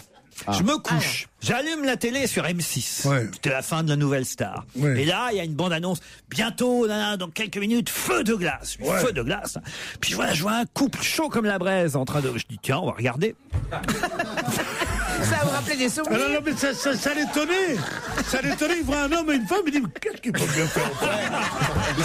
Il s'est dit, il est pas net. Alors il dit, il est pas net. Là, c'est un film révolutionnaire, il a dit. Il s'est dit, c'est très avant-gardiste. Mais qu'est-ce qu'ils sont cons? Et alors, je regarde le début, et là, la rencontre entre cette femme, quasi mariée, qui vivait avec un mec tranquille. On voit le train-train, elle en a déjà marre. Elle est tirée à 4 épingles, lui met sa veste, prépare le petit déj, puis elle part au boulot. Et au moment de traverser, c'est là quand il y a ce truc sur lequel on doit appuyer pour que le feu passe au rouge. Un bouton qui ne marche jamais d'ailleurs. Elle met sa main sur, et au même moment, il y a une autre main. Il met sa main par-dessus. Oh, c'est beau. Et alors, ça donne envie de traverser la rue. Voilà pourquoi Jean-Loup Dabadi entre à l'Académie française, il a décidé comme ça. C'est ce qu'on appelle des grands idées de scénaristes, ça. Et la main tout de suite, et toi tu t'es dit, oh mais pourquoi les deux mains sont poilues? T'en as dit maintenant. Pas du tout. Et là, c'est le début de l'amour, quoi. Et elle quitte son mari pour l'alpiniste. Mais un alpiniste qui appuie sur le bouton pour traverser la route, je trouve ça super bidon. Mais il le fait aussi quand il prend le tire-fesse. C'est au brushing que tu vois. Quand il est dans le brushing un peu trop. Moi, je regarde. Pour les brushings, je regarde les feux de l'amour le matin. Des fois, il m'arrive d'arriver en retard ici, tellement je suis fasciné. Et la mère, la patronne de la maison de couture, là, celle qui est grosse comme ça, qui dit « Je n'aime pas beaucoup, moi aussi j'ai aimé ». Elle a une larme qui est là, comme ça. Et on voit les maquilleuses derrière. Et attention, elle pleure trop. Ah non, c'est fabuleux. Et ben voilà pourquoi on dort moins. Voilà, on a un Gérard. Non. Ah ben moi, je trouve déjà invraisemblable d'avoir, quand on a la chance d'avoir plusieurs pièces chez soi, invraisemblable d'avoir une télévision dans la chambre. Ah oui? Ah oui, ça c'est. Vous n'avez pas de télé dans votre chambre, vous, Michel? Oui, bien sûr. Je joue aussi. Oui. C'était pas une question. Oui, je sais bien. Il y a un petit écran. Fabrice. J'ai une caméra, j'ai pas de télé. Où peut-on entendre désormais la voix de Liane Folly? Dans une salle de concert? On l'a déjà entendu dans des salles de concert. Dans la question, il y avait désormais. Dans une pub? Dans une pub, non. C'est sa voix ou c'est une imitation qu'elle fait? À la SNCF? C'est sa voix qu'elle transforme peut-être un peu. Non, pas à la SNCF. Dans une comédie musicale. Pas dans une comédie musicale. À l'anniversaire du maire de Meaux. Monsieur Jean-François Copé. Jean-François Copé, elle y était et elle chantait. Bah non. Elle y était, elle chantait, je le sais. Oui, mais c'est pas là. Elle est au goutte, enfin. Elle fait le doublage du dernier Disney, la princesse et le crapaud. Et la grenouille. C'est pas le crapaud, c'est la grenouille. Vous salissez tout. C'est ça. Bonne réponse de Fabrice Eboué. C'est avec lui, la princesse et la grenouille, ça devient la grosse pute et le crapaud, quoi. Tu peux pas t'empêcher, quoi. Alors, elle fait pas la voix de la princesse, elle fait la voix de Mama Audi. C'est la Mama Black qui chante le gospel et le blues. Et c'est Liane Folly dans la version française qui prête cette voix à la Mama Black qui a 197 ans dans le film. C'est beaucoup. Elle est toute petite, on dirait un chamallow grillé, dit Liane. C'est un mélange de Whoopi Goldberg dans Sister Act et du Yoda de Star Wars. Et il paraît que c'est très réussi, la princesse et la grenouille. C'est la première princesse black de Disney. Cette princesse. Alors le problème, c'est qu'évidemment, c'est qu'elle se transforme très vite en grenouille. Non, mais c'est vrai que parce que l'histoire, c'est que elle rencontre une sorte de crapaud. Finalement, vous avez raison, qu'elle doit embrasser sur la bouche pour qu'il devienne un prince charmant. Un prince charmant. Et c'est elle qui, au lieu que ce soit lui qui se transforme en prince charmant, c'est elle qui se transforme en grenouille. Et tous les deux après, ils s'en vont. Ils sautent. C'est le principe de la grenouille. L'extrait, oui. Vous avez vu l'extrait? Ouais, ça a l'air sympathique. Vous irez voir? J'attends le DVD plutôt. Vous avez vu tous les Disney, vous, je suis sûr. Ah, j'adore. Alors, lesquels sont vos trios? Alors, j'adore Peter Pan. Ah, d'accord. Parce qu'il est en collant moulant. Alors c'est peut-être le crochet qui c'est quand même le plus grand film pédophile de l'histoire, Peter Pan. Ah ouais. Parce que le mec, il fait monter des gamins et il leur donne des trucs pour qu'ils grandissent pas. Ouais, mais toi, tu vois la perversité partout. Peter Pan, c'est juste un mec qui vole. Il y a Peter Pan, il y a Bambi que j'adore. Ah, Bambi. Et Atlantide aussi. Atlantide. Je connais pas ça, Atlantide. Atlantide, c'est génial aussi. Il y a la petite sirène, mais j'ai pas trop aimé. Il y a autrement dans les classiques, il y a La Belle au Bois dormant et puis bien sûr Blanche-Neige. Blanche-Neige. Moi, c'est Blanche-Neige que j'ai le préféré. Pourquoi, Pierre? C'était le premier à son époque. 56, je crois. C'était le premier à son époque. Voilà. Bah non, mais c'était. J'adorais Je peux Blanche-Neige. rien dire sans qu'ils le prennent mal. C'est terrible. C'est le premier à son époque. Moi, j'ai l'impression, je voulais faire une émission de débat. Je dis pas philosophique, mais enfin, d'échange comme ça, culturel. Et j'ai l'impression d'être chez Malin. Et avec ça, qu'est-ce qu'on vous met, même mes mères? Non, mais sérieusement, t'es épicier ou quoi? C'était le premier à son époque. Germaine! Germaine! Oublie pas de passer au pain aussi après. C'est le premier à votre époque, vous dites donc. Excuse-moi, vous n'êtes Pierre. pas le perdreau de l'année, hein? Ah bah non. Oui, mais je t'emmerde. J'adore. Expliquez-moi pourquoi vous aimiez Blanche-Neige, Pierre, alors. J'aimais Blanche-Neige parce que j'ai eu une relation avec elle. Ah oui. Ah non, j'aimais Blanche-Neige parce que je sais pas. C'est quand il chante Un jour mon prince viendra. Un jour mon prince viendra. Un jour il me dira. Carla devrait. C'est mon amour que j'aime. Je trouve que Carla Bruni devrait reprendre cette chanson un jour. Comme ça, Sarkozy peut faire les 7 nains. Laurent Ruquier et tous ses chroniqueurs jusqu'à 18h30 encore. Ce sont les meilleurs moments dont on va se gêner. Une vingtaine de personnes sont actuellement réunies à Charleville-Mézières. Elles ont un point commun si elles sont réunies, et c'est dans quel but que ces 20 personnes sont actuellement réunies à Charleville-Mézières. C'est le boom immobilier, d'un coup 20 personnes veulent habiter là-bas. Ce sont toutes des descendants de Rimbaud. Non, aucun rapport. De Rambo? C'est très bien d'apporter un peu de culture, c'est vrai, car c'est la ville rimbaldienne par excellence, cher Pierre. Rimbaldienne, tu sais ça, toi? Oh là là. Oh là là là, mon pauvre Pierre. Tu serais presque allé jusqu'au brevet, toi. Voyez, je parle anglais, un peu français. Qu'est-ce que vous voulez que je vous dise? Tu parles surtout l'anglais, le français. Mais ça n'a aucun rapport avec C'est un Rimbaud. meeting politique? Du tout. C'est un procès. Du tout. C'est à l'occasion de la journée mondiale de la ville moche. C'est pas moche du tout, Charleville-Mézières. Ah bon? C'est dans les Ardennes. C'est pas extraordinaire. C'est bon. Pour les Ardennes, c'est bien. Ils sont rassemblés pour protester contre quelque chose? Non, pas du tout. À 20, ça fait. Ouais, Ils sont une vingtaine en ce moment, hein, mais il y en aura d'autres qui iront. Ils vont arriver plus tard, c'est un festival, peut-être? Ils préparent un festival, le mot est fort. Qu'est-ce qu'on peut faire à 20, quoi? C'est sexuel? C'est sportif? Pas du tout. C'est sportif? C'est culinaire? Non. C'est une inauguration? Et pourquoi 20? Parce que là, ils sont une vingtaine pour le coup. Et ils sont en avance, quoi. Ils sont en avance. Ils ont accepté à une vingtaine de faire ça. Ils ont une profession commune, ces gens-là? Du tout. Ils ont un point commun? Ils ont un âge commun? Oui, ça oui. Ils sont vieux? Ils sont plutôt des retraités. Seniors. Et alors, c'est le rassemblement des, je sais pas, des vieux, quoi. Alors attendez, est-ce qu'il y a un rapport avec le doyen le plus vieux des Français qui est décédé il y a quelques jours? C'est les Jeux Olympiques pour vieux. Non, pas du tout. Ça concerne la santé? Non. Bah, un peu quand même, mais. Ah, est-ce que c'est lié au stage automobile pour les personnes âgées? Bonne réponse de Joujou.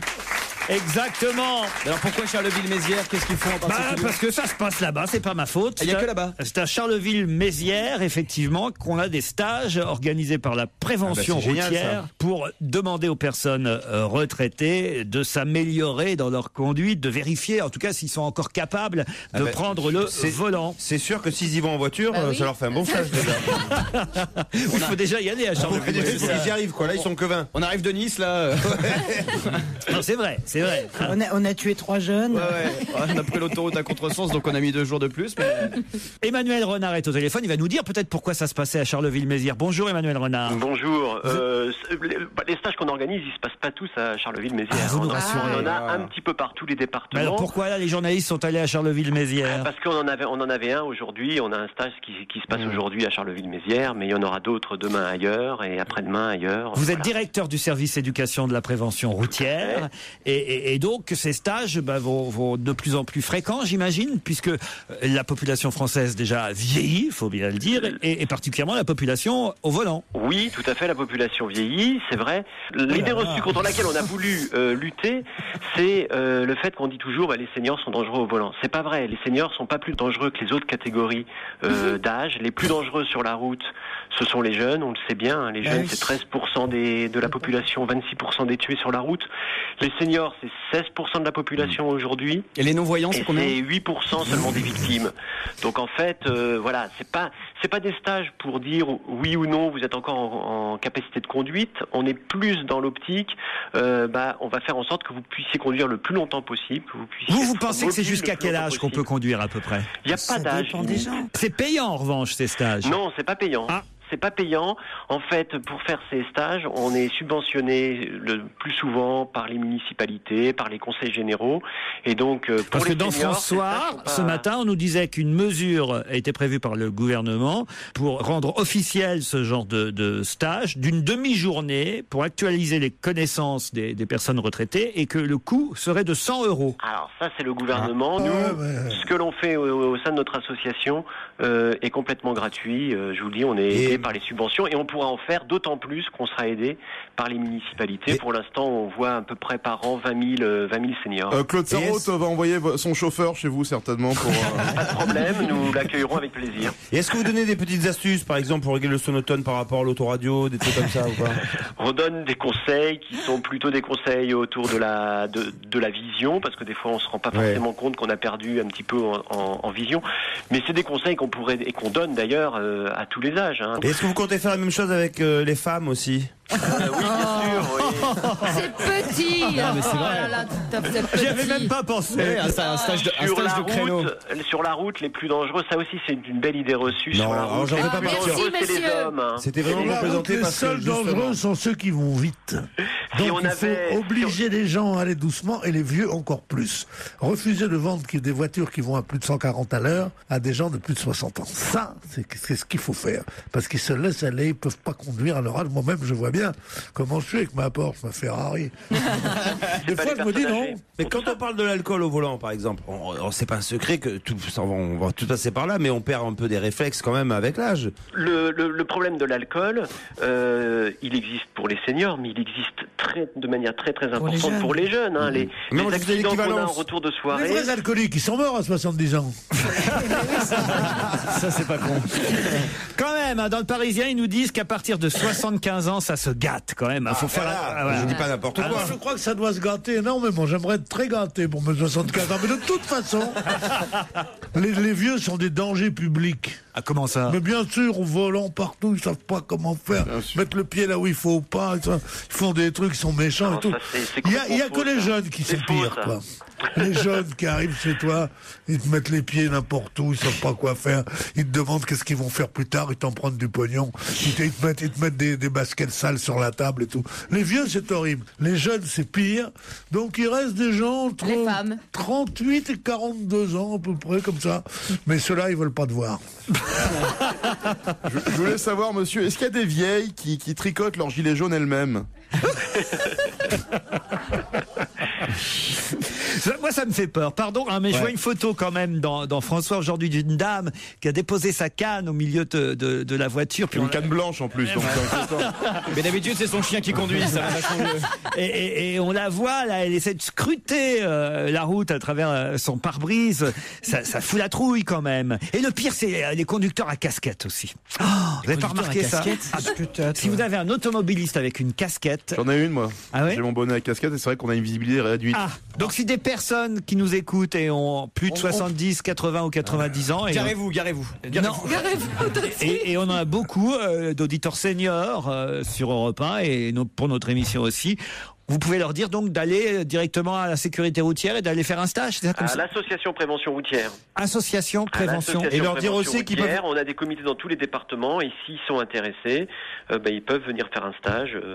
Ils auront plein de conseils. Et ils sont pas obligés donc d'aller à Charleville-Mézières. Et ils sont pas obligés d'aller à Charleville-Mézières. On est implanté partout. Et vous, monsieur Renard, vous n'avez aucun lien de parenté avec Bison Futé?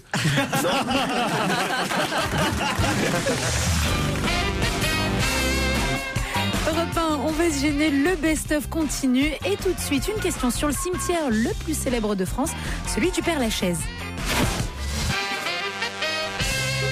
Au Père-Lachaise, les sépultures les plus visitées sont celles d'Edith Piaf, de Jim Morrison, qui continuent à être fleuries régulièrement. Mais quelle est la troisième tombe la plus fleurie? Je sais, c'est mon Maupassant, mon musicien préféré, c'est Frédéric Chopin. C'est Chopin, bonne réponse de Titoff. Bah alors là, vous m'épatez. Non, vous, c'est la Chopine qui fait ça. Non, parce que vous aimez Chopin. J'adore Chopin. Les nocturnes de Chopin. Il y a même une. Vous aimez les nocturnes, mais pas spécialement celles de Chopin. Non. Il y a même une mélodie que dont Aznavour s'est inspiré largement. Et surtout aussi Gainsbourg. Gainsbourg a beaucoup utilisé Chopin. Sa tombe est la plus fleurie au Père-Lachaise, après Piaf et Jim Morrison. Moi, j'habite là où il habitait avec Georges Sand. C'est pas vrai? Ouais. Racontez. J'ai cette chance. Alors, voilà. Ils étaient brillants? Ils étaient. Je sais pas. C'est où? C'est Place des Vosges, non? Non, dans le 9e arrondissement. Ah, oui, dans la cité de Bourg. Voilà, ils avaient chacun leur. Ils avaient tout compris au couple. Hein. Ils habitaient au même endroit, mais dans deux bâtiments séparés. Et donc, il y a énormément de gens qui viennent visiter la cour et tout ça pour voir où habitait Chopin, où habitait Georges Sand. Je suis donc très visitée. Je m'habille en Georges Sand. Tu leur envoies des seaux d'eau ou pas? Je leur fais des petits coucous. Pierre, qu'est-ce que vous pourriez nous dire sur Chopin? Vous l'avez bien connu, non? Chopin, oui, enfin, c'était un ami de mon frère aîné. Il a quand même 3 ans de plus que moi, il était merveilleux, Chopin. Oui, puis, avec Georges Sand, il a beaucoup souffert. Hein. Oh, ça a été un couple, c'était dur, c'était dur. On l'appelait des fois, on l'appelait Chopin perdu, tellement il était triste et tout ça. Il était gentil, Chopin. Il était gentil. Voilà un musicien sympathique, hein, Chopin. Ça vaut pas rieux, mais c'est bien quand même. Hein. L'entretien et la rénovation de la sépulture du musicien polonais, classé au monument historique depuis le 1er avril 2008, sont assurés par la mairie de Paris, le ministère de la Culture et le gouvernement de Varsovie. La tombe de Chopin est monument historique. Je ne sais pas si vous vous rendez compte de ça. Ça va lui faire plaisir, hein. Europe 1, on va se gêner. Attention, challenge. Auditeur contre chroniqueur. Bonjour Christine, bonjour Claude. Bonjour Laurent, bonjour les chroniqueurs. Bonjour. Christine, ou Christine, je sais pas comment je dois dire. Kirsten Baden. Oh non, elle est à Saint-Cloud dans les Hauts-de-Seine, Christine. Saint-Cloud dans les Hauts-de-Seine, et alors? Moi j'ai connu des officiers SS qui étaient à Paris. Dans le 16e. Ça vient d'où votre prénom, Kirsten? Je suis allemande, effectivement. Ah bah voilà. C'est malin, Pierre. Excusez-moi, je croyais... T'as pas d'excuser. Excusez-moi, je vous croyais suédoise. Mais le prénom vient du Danemark. Mon petit-fils est à moitié allemand. Donc je peux vous le dire. Mais d'ailleurs, pendant la guerre, ça m'a sauvé. Hein. Vous faites quoi dans la vie, Kirsten? Je suis assistante administrative dans une société d'informatique. Très bien. C'est inquiétant cet accent. Et vous nous écoutez tous les jours? Oui, tous les jours. Vous avez une voix très sexy en tout cas. Ouais. Claude, lui, est à Frontomas. Bonjour Claude. Frontomas. Frontomas. Il s'est foutu de ta gueule. Non, Frontomas. Ça existe. C'est Frontignac. Il n'y a pas de Frontomas. Claude, ça existe Frontomas? Oui, bien sûr, mais on va dire... Si c'est pour avoir l'air triste, c'est pas la peine de nous téléphoner. Non, mais sérieusement, tu crois qu'on a besoin, nous, maintenant, des rabat-joie? Déjà, il fait froid. On a 800 personnes frigorifiées qui battent la semelle. Et on a besoin d'un mec qui dit, ouais, évidemment que ça existe. Mais si tu t'ennuies tellement, t'as qu'à te retourner te coucher. Claude, c'est où Frontomas, Claude, alors? C'est en Isère, à côté de Bourgoin-Jallieu. Après de Bourgoin-Jallieu. Joyeux, près de Bourgoin-Joyeux, vous voyez. Ah oui, d'accord.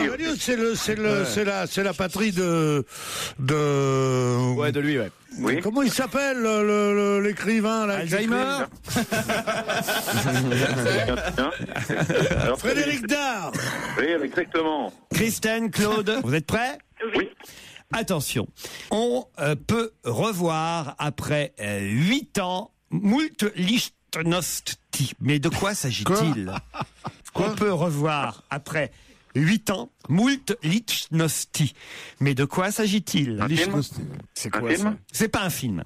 C'est un truc qui va être diffusé à la télé? Non, c'est un mec, c'est quelqu'un. C'est à la télé, c'est pas un mec. C'est à la télé, c'est une émission? C'est une série? 8 ans, alors je vais la poser autrement la question. 8 ans qu'on n'avait pas vu quelque chose comme moult Lichtnosti. De quoi s'agit-il? La petite maison dans la prairie? Non, non, non. C'est ça, la version ukrainienne. Ouais. La version russe, ouais. Ah, parce que c'est pas La petite maison dans la steppe. Ouais. C'est un commentateur? Non. Il y a 2 présentateurs connus en France, Patrick Poivre d'Arvor et Mouchlis Lostis. Comment ça a pu vous échapper? Pardon. Des guignols. Qu'est-ce que vous voulez dire? Guignol. Des guignols russes. C'est-à-dire, alors ça fait 8 ans qu'on n'avait pas vu quelque chose comme moult Lichtnosti, c'est-à-dire donc, c'est? Pas les guignols, l'autre. Les guignols russes, c'est les guignols russes. C'est en Russie? Le Saint-Nicolas? C'est en Russie? C'est pas les C'est une guignols. série de télé. Oui, quel genre? Dessin animé. Mais non, C'est une parodie sur la politique russe. Une parodie sur la politique russe. Claude? paradis politique. Parodie comme les guignols, d'info. Le Muppet Show, c'est le Muppet Show russe. Ouais. C'est le Muppet Show. Il n'y a rien qui colle, hein, parce que là... C'est pas les Muppet Show? Non, mais c'est pas ça, c'est que je peux pas accorder la réponse ni à l'un ni à l'autre. C'est presque ça, mais c'est pas tout à fait ça, et en même temps c'est ça, mais chacun... Faut savoir, hein, c'est un métier, ça, mon pote. Ça veut dire, c'est évidemment que c'est difficile. Moi, je suis arbitre au bout. Bon, bah, il arrête, lui, maintenant, Claude, là, ça y est. Il lâche pas l'affaire, Claude, il continue. Bon, en gros, ça faisait 8 ans qu'on n'avait pas vu une émission satirique à la télévision russe, et c'est une nouvelle émission satirique. Bon, ils l'ont tous un peu dit sans le dire vraiment, alors je sais pas quoi faire, quoi, voilà. On a qu'à les faire perdre. Ils ont tous les deux On change de question. Vous avez perdu tous les deux. Et vous retenterez votre chance sur ruquier@europe1.fr. On va se gêner sur Europe 1. Le best-of. C'est comme les plaisanteries sur le Viagra. Ah oui? Toutes les histoires qu'on raconte. Alors, il a pris 3 Viagra. C'est jamais drôle. T'as pas remarqué? Pour vous, peut-être. Non, mais quand t'es il y a pas des concerné, sujets c'est drôle, maudits. hein. Le Viagra, il n'y a jamais eu une histoire drôle sur le Viagra. Ah bon? Je sais pas pourquoi. Je sais pas si c'est une drôle d'histoire sur le Viagra, mais moi, il m'en est arrivé une curieuse, c'est que j'ai voulu essayer ça un soir, pensant seul, attendant ma femme. Elle n'est jamais venue. Et je me suis retrouvé en érection toute la nuit, mais complètement... Appelle Stevie. Ah oui. Il a moins de 30 minutes, il est chez toi. Hein. Je ne savais rien de cette pilule. J'ai pris la pilule complète, la grosse forme, c'est-à-dire 100 mg, un truc de fou. Et je suis resté T'as dû bander toute comme la un nuit. taureau? Ah oui, toute la nuit. Et le matin, j'allais voir un optométriste. Et j'ai complètement occulté le fait que j'avais pris ça pendant la nuit. Et tout de suite, il y a eu état d'urgence. Il m'a dit, écoutez, vous avez un vrai problème, il faut aller à l'hôpital. Vous avez un danger d'AVC, il faut aller à l'hôpital aux urgences, il faut faire des examens. Et moi, je suis parti totalement paniqué. Je me suis présenté aux urgences, je fais des examens. Puis là, c'est comme si on m'annonçait ma mort. Alors, je suis rentré chez Mercedes. J'ai dit, j'ai toujours voulu cette bagnole, j'en ai toujours rêvé, je m'en prive. Alors, j'ai acheté la plus grosse Mercedes. Comme ça, j'ai dit, je veux celle-là, je vous la paye tout de suite et je pars avec. Bagnole qui coûte une fortune. Et je suis sorti en me disant, bon, c'est mes derniers jours, je vais profiter de la vie. Et je suis retourné pour le deuxième examen. Il m'a dit, c'est curieux, vous n'avez plus rien. Et l'infirmière me dit, vous avez pas pris du Viagra, vous? Je dis, oui. Ah, c'est ça, excusez-nous. Il n'y a aucun problème. Et entre-temps, je m'étais acheté une Mercedes. Non, mais ça fait la Mercedes. Ma dernière journée. La Mercedes, tu l'as gardée, mais donc tu es allergique au Viagra. Non, je suis pas allergique, mais quand t'en prends beaucoup, ça donne des maux de tête. La pression. Et ça change, oui, ça met une pression sur... C'est le sperme qui remonte, faut te branler tout de suite, sinon. C'est vrai que t'es médecin, toi aussi. Vous voyez, il y a moyen de faire un peu d'humour avec le Viagra. C'est une histoire vraie. Moi, c'est jamais très bien l'histoire de Viagra. Tu peux gagner une Mercedes, mais c'est pas toujours marrant. Pierre, il commence à flipper parce qu'il a pas de quoi s'acheter de Mercedes, donc comment ça se dit? Mais si tu faisais Moi, je des prends du émissions... Viagra, je régale des gonzesses et elles m'achètent des Mercedes.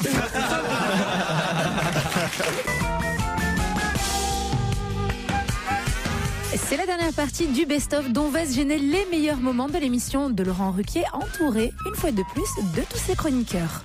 Europe 1, on va se gêner. La question citation. Qui a dit quoi? Toi? Qui a dit à qui même? Alors comme ça, tu veux me couper les couilles? Oh. Un homme politique. À un autre homme Alors, politique. c'est Joujou qui a dit ça. à Lolo. Alors il a dit, tu veux me couper les couilles? C'est un homme politique français. On va faire des boucles d'oreilles. Un homme politique français à un autre homme politique français. Jean-Marie Le Pen. Non. C'est de droite ou de C'est le gauche? Canard enchaîné qui raconte cette histoire. Et ça serait pas Oh, une ce femme langage-là, politique. c'est Fadela Amara à Non, quelqu'un? pas du tout. Alors, comme ça, tu veux me couper les couilles? Qui a dit ça à qui? C'est une femme déjà ou c'est un homme? Non, c'est un homme. C'est un homme, Ah, un c'est autre. Strauss-Kahn? Non, C'est de droite ou de gauche? c'est plutôt à droite que ça se passe. D'accord. Entre deux personnes de droite. Tout à fait. C'est pas Carucci. Non. Un homme actuellement au pouvoir. Oui. C'est Dans le Sarko? gouvernement. C'est Sarko? Alors, Sarko à non. À Sarkozy. Oui. Donc il y a quelqu'un à Copé, Sarkozy. Sarkozy. Jean-François Copé à Nicolas Sarkozy. Bonne réponse de Fabrice Eboué. Mais de moi aussi, mais j'ai dit Sarkozy. Ah bah oui, mais enfin ça c'est bien la facile. réponse. Effectivement, il y a, vous savez, une petite lutte entre Jean-François Copé qui pense déjà à la présidentielle 2017 quand même. Il parle longtemps à l'avance. prend de l'avance, ouais. Et le président de la République qui avait dit, le président, et c'est le Canard enchaîné qui avait raconté ça il y a 8 jours, dans son édition de mercredi la semaine passée, il avait dit, si Copé continue à me casser les couilles, il faudra lui couper les siennes. C'est classe. Jean-François Copé lit ça dans le Canard enchaîné, et il se dit, tiens, je vais avoir le courage, je vais à l'Élysée, je vais lui en parler, est-ce qu'il a vraiment dit ça? Et il dit au président, alors comme ça, tu veux me couper les couilles? Sarkozy prend Comme l'air... ça. Ouais, alors Sarkozy prend l'air innocent et dit non, jamais dit ça. Et Copé dit, je l'ai lu dans le Canard enchaîné. Sarkozy réplique, je n'ai pas lu le Canard enchaîné. Quelques minutes passent, la discussion s'engage sur d'autres sujets, évidemment. Et à un moment donné, Sarko se coupe. Il dit, j'ai lu dans le Canard que Fillon se plaint de moi. Ah, tu vois, bondit Copé, qui ne lâche pas le morceau. Tu lis ce qui t'arrange dans le Canard enchaîné. Vous pouvez nous envoyer des blagues de Sarkozy Ah et non, Copy. non. Copie, non, mais. Alors, puisqu'on est dans les qui a dit quoi, j'en ai une pas mal aussi. C'est une phrase en anglais. On va voir si vous savez parler aussi bien anglais que vous le prétendez les uns et les autres. Qui Encore a dit, faut-il que tu la Bah oui. prononces. My pussy is hanging out. Britney Spears? Britney Spears, bonne réponse. Qu'est-ce que ça veut dire quand même? Ma chatte a faim. Quoi? Non, Ma non. chatte a Non, faim. non, Ah non, non. pas à la fin. Elle Ouais, pend. vraiment. Elle Quoi, pend, elle elle pend, sort, elle quoi, pend. Ça veut dire mon sexe dépasse. Oui, My dépasse, elle pend. pussy is hanging out. C'est un homme? Et non, Non. c'est Britney Spears qui a dit ça parce que en fait, elle pensait que son micro était éteint Voilà. et il était mal éteint. Elle sort de scène dimanche soir lors d'un concert de sa nouvelle tournée en Floride et là tout le public entend My pussy is hanging out, ma chatte est en Hanging train... out, ah oui, mais c'est exactement C'est comment... parce qu'elle a un comme- body. C'est l'expression qui française, j'ai le haricot à la fenêtre. C'est ça exactement. Oui, Ah, c'est vous ça. dites ça vous alors? Ah ouais. Ma Enfin, chatte moi pend. je dis pas, mais c'est les Non. Français. J'ai la chatte à l'air. Ça veut pas dire ça. Elle apporte un body. Voilà. Et en fait, comme il était tellement Ça serré, dépasse. ça dépasse. Comme un baillon avec les lèvres de les deux côtés. Quoi. Ah non, non, non. Mais C'est un à la pouce. verticale, quoi. Un peu ça, oui. c'est ça. Non, non, non. Non, non, non, mais vous Je te m'entraînez. montrerai, je te montrerai. Vous m'avez entraîné dans votre chute, maintenant ça y est. Oui, oui. Non, mais dire un baillon, les lèvres des deux côtés, la chatte, le machin. Mais où on est? Non, mais ça, vous vous rendez pas compte? L'accélération. Moi, je suis pour plutôt, hein. Si ça marche, ça marche. Hein. Mais surtout que Mais si- vous vous rendez pas compte? L'accélération, avant, on n'osait pas de. Eh, les baillons, de l'autre côté. C'est surtout Ça que pond, de l'autre côté, ça pond pas. Je vous emmène chez McDo, enfin en tout cas sur une histoire qui s'est passée Le chez fast-food McDo, le fast-food Non, McDonald's. parce qu'il faut être précis. Pourquoi? Non, parce que le bar, le café, le fast-food, il faut pas mélanger les deux. Je les connais pas. Alors, c'est tout simplement une décision qui a été prise par la justice. Et la chaîne de restauration rapide a été condamnée à verser à la plaignante les 5 mois de salaire qu'elle aurait dû toucher si elle était allée jusqu'au bout de son contrat. Or, elle fut virée bien avant, mais le tribunal de Leeuwarden, dans le Nord, a trouvé abusif le prétexte de licenciement. Pourquoi McDonald's avait licencié cette femme? Parce qu'elle était trop grosse. Non. Non, elle avait laissé traîner une frite par terre Non, sur laquelle non. une cliente aurait pu glisser. On se souvient de cette histoire, mais ça n'a aucun rapport avec l'histoire de la frite glissante. Ah, frite. Elle sentait trop la friture, ça gênait ses collègues. Non, non, non, non, non, non, non, non. Elle mettait 10 nuggets dans les boîtes de 9. Genre, Non. elle faisait un petit cadeau de nuggets, tu vois. Ça aurait pu être ça, mais pas tout à fait. Ah, elle offrait des sandwichs aux beaux mecs. Non. Elle offrait des Happy Meal, mais pas qu'aux enfants. Non, c'est pas ça.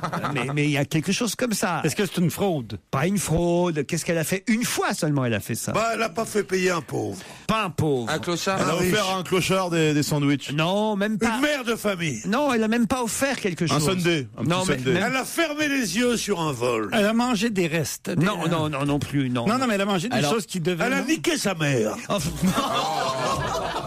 Mais je sais pas, on essaie de faire plus grave. Je sais pas, qu'est-ce qu'elle a pu faire. Elle a été l'institutrice de Stevie. Donc, Attends, j'avais des bonnes institutrices. Elle n'a pas changé de gants. Non, écoute. Non. C'est juste qu'à un moment donné, il y a une copine à elle qui vient. Bon, et qu'est-ce qu'elle fait? Elle lui donne la monnaie. Non. Ah, elle lui donne plus de monnaie que prévu. Non. Elle lui donne un peu plus. Oui, Elle lui fait un menu XL au prix du menu normal. Ouais. non, elle lui donne 2 hamburgers pour le prix. Non, même pas. Juste. Elle lui fait une petite ristourne sur un Même menu pas, best-of. non. Elle lui rajoute une frite. Pas une frite. Un cornichon. Une tranche de fromage. Non. Non, tu blagues. Non, je blague pas. Putain, on peut pas garder des gens comme ça chez nous. Exactement. Voilà tu pourquoi déconnes. le tribunal lui a donné raison. Bah oui, mais quand même, moi je suis con. Et en plus, c'était une collègue à elle qui se Ouais, mais pointe. quand même, si chacun. Vous savez combien nous avons de serveuses, nous, dans nos. Chez McDonald's. Ouais. Maman est une fille McDonald's. Bon, alors, donc, vous savez combien on a de serveuses? Non. On a 3000. Ouais. Rien que sur la France, 3000 serveuses. Alors, si chacune donne une tranche de fromage, bah, je suis obligé de vendre ma Mercedes. Et voilà, le best-of d'On va se gêner, c'est fini, mais rendez-vous dès demain 16h pour de nouveaux extraits sur Europe 1.